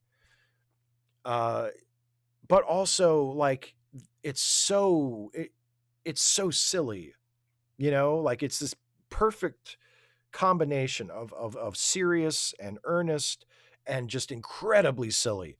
And the way it builds up to that fight between Spock and Kirk, and you get that little turn where Kirk realizes that he's the one who's going to have to fight Spock. And then there's the fight itself is just the quintessential Star Trek fight, with the fight music. And, then that wonderful exchange in the middle of the fight between McCoy and Spock, where McCoy says, or between McCoy and Kirk, excuse me, where McCoy says, you're going to have to, he's not going to stop. You're going to have to kill him, Jim. And this exhausted Kirk, like heaving his breaths, goes, kill Spock? It's not what I came to Vulcan for, is it? Like there's this. And then the ending where Kirk comes back to life and Spock is so happy to see him and he smiles. He's like, Jim, you're alive. It's just, to me, it's the perfect Star Trek episode. The only thing that would have made it better is if there were some kind of, political or social commentary that really there isn't. But other than that, like in terms of characterization and tone, and the way the story goes, it's just, to me, it's just the perfect Star Trek episode. It's what I look for when I watch classic Star Trek. Harry Behemoth with a super chat. Thank you very much. Pitching the last Strange New Worlds. The whole series turns out to be Riker and Troy watching holograms of Pike on their way to fight the Borg in the Picard finale. You see, now I bet that's what it's going to be. You have put that out into the world, and now it's going to happen. Cast Iron Chaos, thank you for the super chat, my friend. An AI video stole 13 clips from 5 of my videos. I'd feel less offended if the video had any creativity, anything besides inaccurate information, stupid AI images, and pictures stolen from other websites. I'm sorry to hear that, man. That sucks.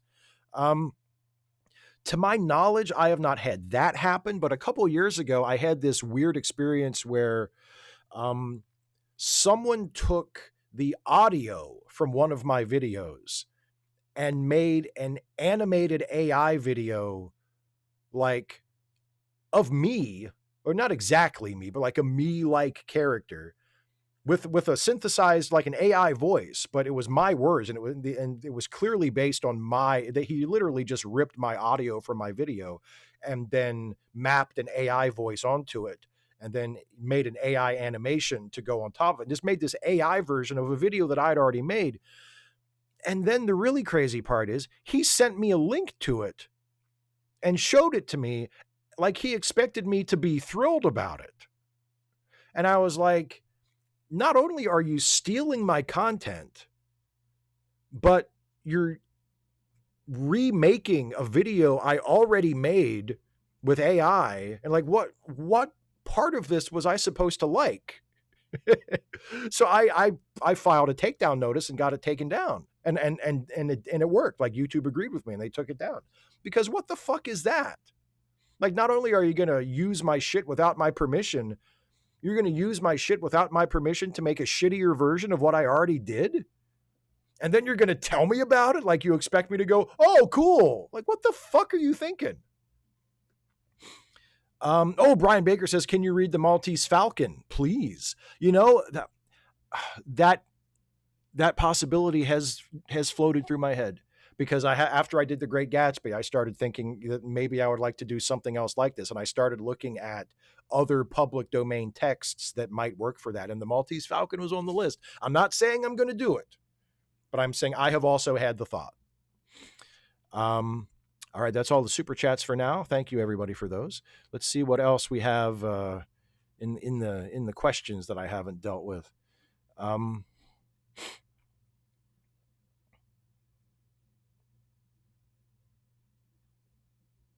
Kane20C says, I'm making biscuits and gravy for dinner. Who's jealous? Right here, this guy.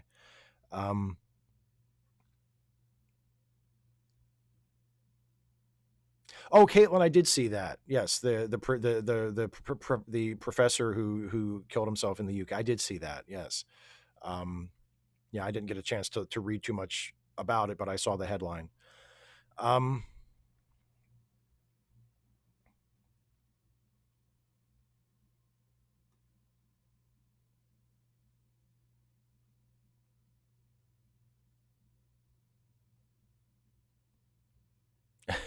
Zulu says, sell stuffy merch. I'd love my own cuddly Hans.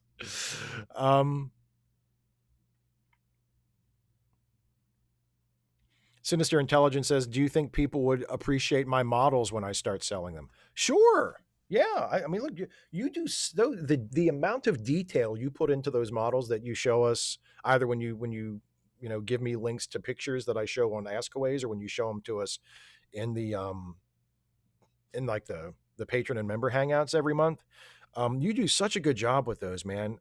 There must be people that'll be interested in buying those. Absolutely. Absolutely. Steve Schmeling says, speaking of wrestling, what do you think of Danhausen? I like Danhausen. I think I'm happy for him that he's gotten a shot at the big time. I'm happy for him that he's doing so well and selling so much merch and is just really flourishing in WWE. He seems like a really nice guy, just as a real person. He's really funny. I like his comedic sensibility. So, I mean, I can't honestly say that I've loved every single thing they've done with him.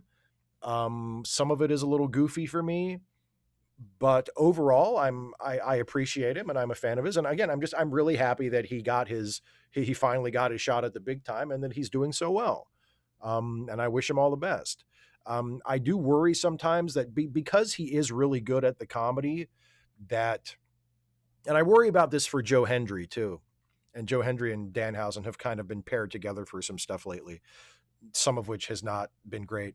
But I worry that, like, when the company realizes that they're good at one particular thing, that's going to be just the thing they do now. Like, Danhausen is really funny and he can do all kinds of stuff.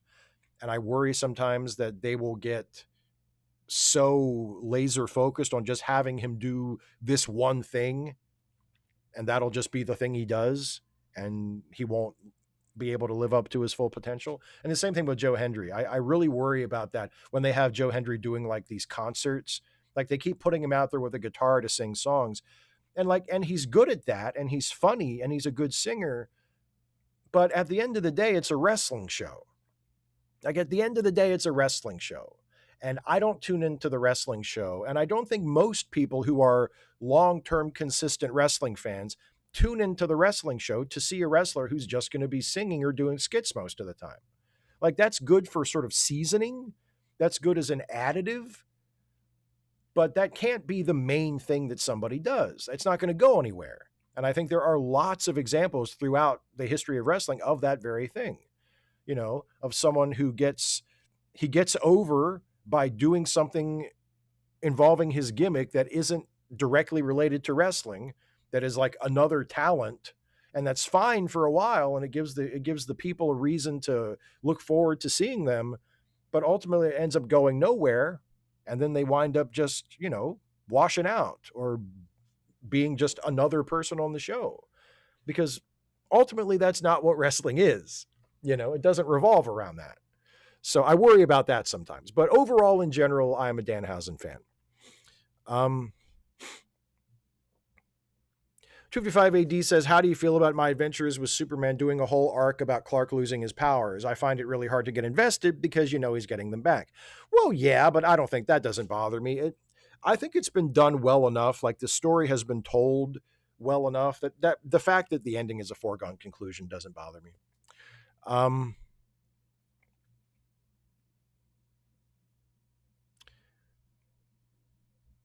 Zoxia 1980 says, are there any adaptations that you liked, but you feel the writer didn't get the spirit of the fiction it's adapting? I'll tell you a really good example of that. Zack Snyder's Watchmen movie. I still think that's Zack Snyder's best movie. I really, really like Zack Snyder's Watchmen movie, specifically the theatrical cut. The director's cut is a disaster. I could barely sit through the director's cut, but the theatrical cut I still think is excellent. But there are also many places in that movie where it feels like Zack Snyder completely misses the point of Watchmen. Yeah, for sure. In some of the fight scenes, in the tone of some of the scenes, in the tone of the ending. I just feel like Zack Snyder completely misses the point of that book. But at the same time, it's a really fantastic movie. And I remember saying at the time after I saw it, it's one of the best examples of a movie that is greater than the sum of its parts. because there are so many flaws and there's so much wrong with Zack Snyder's Watchmen movie, and yet at the end, when I get to the end of it, I feel like I've seen a good movie. It works for me ultimately at the end, even though it has a bunch of problems, and including problems that aren't related to adaptation issues, like just movie issues that any movie would have. Cast Iron Chaos says the YouTube takedown notice is going to be a project. I have to identify 13 video clips and point to the exact parts of my videos that were copied. Yeah, it's going to be tedious, but good luck to you. Don Quixote says, I assume you didn't watch the Field of Dreams game, but would you have if the O's were playing? No, I wanted to watch it. I just didn't have time to watch it. I totally would have watched it this year. I had other shit to do. That was Thursday. That was yesterday. And I was working most of the day on my Star Trek review. And then after I got that done, I had to go out and mow my lawn because the weather was finally nice enough to mow the lawn, and it needed mowed desperately. And then by the time I got in and I took a shower and cleaned off after, mowing the lawn, I thought about turning it on and watching it. Like I realized it was on, but I was just done. I was like, I'm not going to stay up late enough to watch this whole game. I'm going to bed soon. And I didn't watch it, but I watched it the first year they did it, like 3 or 4 years ago, the first year they did it. I watched it and thought it was great, and I still might go watch it on Netflix, just watch the recorded version just to see it. But no, I totally would have watched it live if I had been in a better position to do so. Oh, and Greg Gildersleeve, the HBO Watchmen series. Yes, I agree 100%. The HBO Watchmen series was fantastic. Was just fantastic. Steve Schmeling says Anakin's Force Ghost should have been a bald head on a floating torso.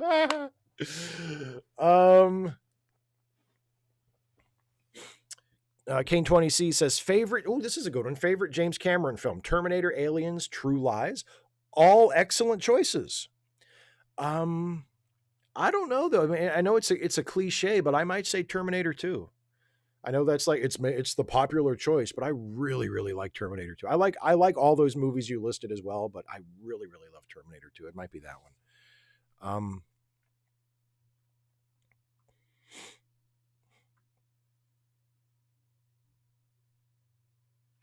Cynical Optimist, this is an interesting question. My most leftist progressive opinion and my most conservative opinion. Most leftist progressive opinion.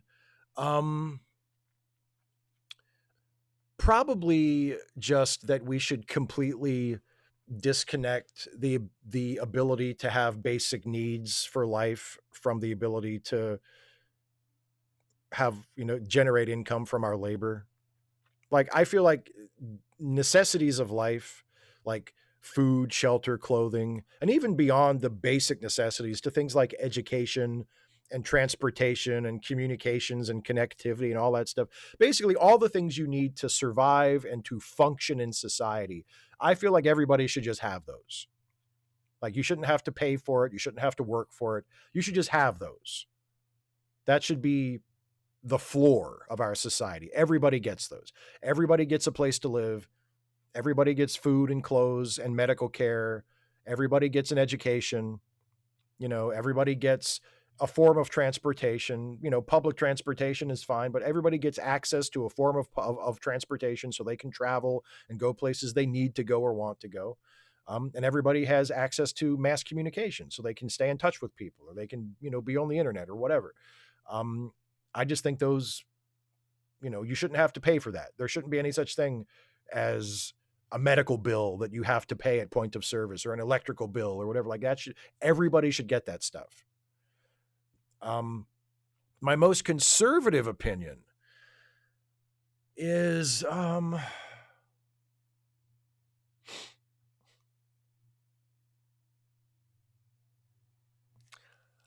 don't know. My most conservative opinion. It's not really an opinion. It's more just like an attitude or an orientation I have of just, for the most part, I just want to be left alone. Like there is I do have a very individualist streak in me where like I want society to be a society. I want people to be able to work together. I want everybody to have what they need, and I want to have a community spirit, and I want everybody to feel like we're all in this together. But also like like when I'm not doing that stuff, like I don't want to be conscripted into stuff. I don't want to feel compelled to do. I want to just leave me alone. Like I'll chip in when I want to chip in. But for the most part, just let me do my thing. Leave me, as Bruce Wayne said in Batman Begins, an overrated film that I still don't enjoy overly much. Please leave me in peace. And again, it's not really an opinion. It's, it's more of a feeling. It's more of just an attitude of mine. But I feel like that's it's not necessarily a right-wing attitude, but I feel like it's an attitude that is associated with conservatives and right-wingers.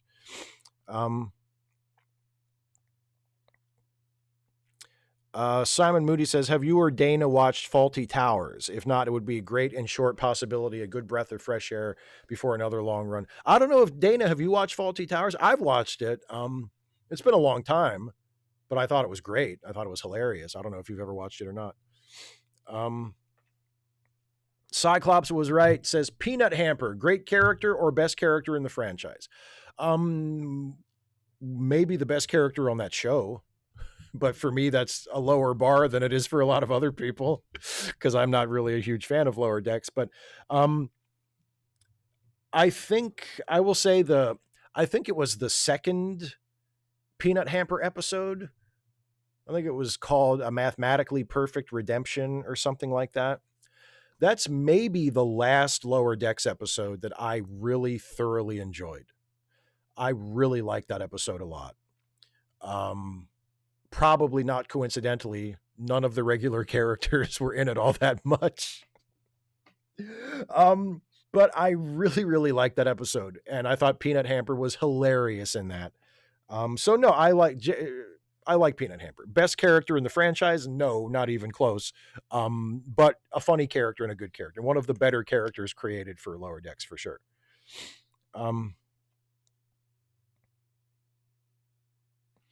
All right, that's all the questions for now. Let me go back to the good old-fashioned live chat and see what we got going on here.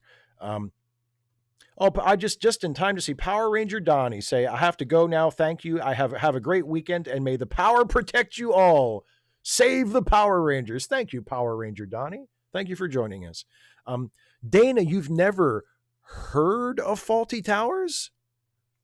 Wow. You've never even heard of it. That's incredible. One of the most renowned comedy series ever made. One of the great masterpieces of British comedy. You've never seen it. Oh, man. One of the great works of television farce ever made. Like, it's just Faulty Towers is great. Well, maybe that's a possibility. Like was the suggestion, maybe sort of like a respite between shows. When we get to the end of Deep Space Nine, maybe yeah, Faulty Towers. Yeah. Really good show. 255 AD. I'll check back for more questions after. Let me catch up on some super chats here. And Mullo says, first of all, Testorama, successful test. Thank you. And then also was troubleshooting why super chats were failing and just realized it was account specific, suggesting a shadow ban. Apparently I owe you an apology. I don't think you're banned. I mean, if you're shadow banned, I had nothing to do with it. And then another super chat. Thank you very much for all these super chats, by the way. I appreciate it. I switched from my invalid user account to access super chat for what it's worth. Regardless, just wanted to say excellent answer to my member question. Thank you. Well, I don't think I don't remember banning you either as invalid user or another one. So I'm not sure what the deal is with that, but thank you for the super chats and thank you for your member question as well. Oh, Wolferman Hart with a super chat. This is a good one. Oh man. Professor X and or Magneto. Cillian Murphy or Matt Good? Ah, boy. I'm not sure if I see either actor as either of those characters.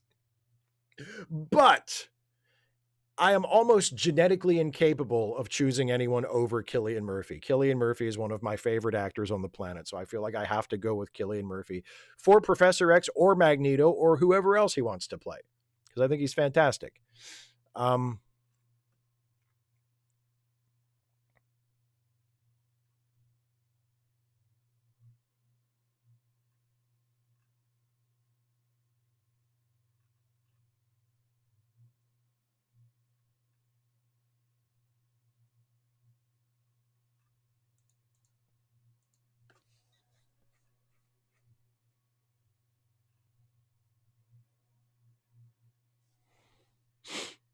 Steve Schmeling, yes, dear, I'm doing it, dear. Harry Behemoth, no, that would be a copyright problem. Harry Behemoth suggests, if I'm going to read another book, can it be something more modern, like Haunted by Chuck Palahniuk? That I couldn't just read that book from start to finish in a video like I did with The Great Gatsby, because it's not public domain. Reading out an entire book from start to finish would be a violation of copyright. So for me to do another reading like I did with The Great Gatsby, it would have to be another book that's in the public domain. So yeah, but I would like to do it at some point. I haven't made any firm plans, but I would like to do it at some point.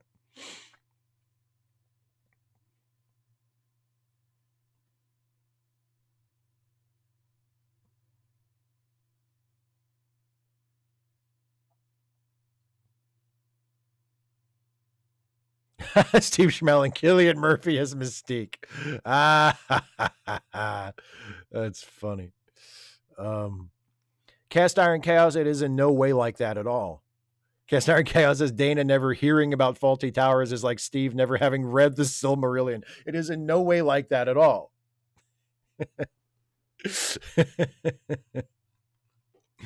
All right, people are leaving. And it is past 8 o'clock here, so it's time for me to start wrapping up the show anyway. So I'm going to start doing that. Ann Mula says you could always write your own with that creative writing major. I could, and maybe I will. Let's bring this train into the station, shall we? First of all, please take note of the links that 255 AD. I didn't see any more of your questions, and I'm just going to skip those if that's okay. I'm going to wrap up the show now. I feel like I answered a lot of your questions this week. If I missed a couple, I'm sorry about that, but it is what it is. Anyway, please take note of the links that Some Random Geek is putting in the chat for these friends of ours who need a helping hand. And also don't forget charitylinks.page, which is a collection of a charity links, GoFundMes, begging bowls, PayPal links, etc., for many friends of ours who need a helping hand. If you have a few bucks left over and you'd like to put them toward a good cause or to help out someone in need, please consider charitylinks.page. It would help out some friends of ours, and they would appreciate it, and so would I. As far as this channel and my own work, if you enjoy what I do here on YouTube and you would like to support me in continuing to do that, one way to do that is by becoming a patron at patreon.com/Steve Shives. Another is to click the join button right here on the YouTube page and become a channel member. Either way, whether you become a patron or a member at any level, from $1 a month on up to however much you can afford and however much you think I'm worth, one of the benefits you sort of gain access to for yourself is you get to submit questions ahead of time for these twice monthly Ask Away live streams. Those are the questions I answer in the first part of the show, and all patrons and all members have the opportunity, if you want, you don't have to, obviously, but if you want, to submit questions ahead of time that I will answer in that first part of the show. So to all of you who are a patron or a member at any level, thank you so much. You enable me to continue to do this. I so appreciate you and what you do for me. And thanks a lot. And to all of you who watch the show, who watch the channel, and you're not a patron or you're not a member because you can't afford it or because you just don't feel like it, I'm grateful to you all too, because I couldn't do it without you either. So for your viewership, for your likes and your shares and your subscriptions and all of that, thank you for all of that as well. And if you watch the YouTube channel and you just can't get enough Steve, you think, I wish there was more Steve than this, I've got good news for you, if you haven't heard already. I'm also a co-host on a couple of awesome podcasts that are a part of the Let Me Listen family of podcasts. There is Late Seating, the movie review podcast with myself and my very best friend in the whole wide world, Jason Harding, and we take a look at classic films and give them a fresh review and see if they deserve whatever reputation they have, whether it's good or bad. And our most recently recorded review for Late Seating is our review of the 2005 Peter Jackson directed King Kong. Someone mentioned the Silmarillion earlier. It's the Silmarillion of King Kong movies, is what Peter Jackson's King Kong is. You can listen to what me and Jason think about the 2005 King Kong. And also, I am a cast member on the Ensign's Log, which is the Star Trek themed comedy podcast that I'm on alongside Jason and our friend Amanda Billings. We all play original characters that we have created who exist within the universe of Star Trek, but like sort of official canonical Star Trek stuff is happening off in the background while we're doing our own thing in the foreground. And the show is about our misadventures as our characters. It's such a fun show to do. We are actually on hiatus between seasons. We recently completed a season. We're taking a few weeks off before we dive back into the next season. So this is the perfect time to catch up. If you've never listened to the Ensign's Log, check it out. We're going to be not making new episodes for a little while. So you have a chance to catch up before we come back with a new season very soon. So check out those at the links in the description. Let Me Listen podcasts. And let me take one final look over here at the chat. Let me see. Yeah, 255 AD, they must not be going through because I didn't. I think I answered all of the ones that I saw from you. Salamander Falls says, I do love Steve. Well, thank you very much. That's very sweet of you. Thank you so much.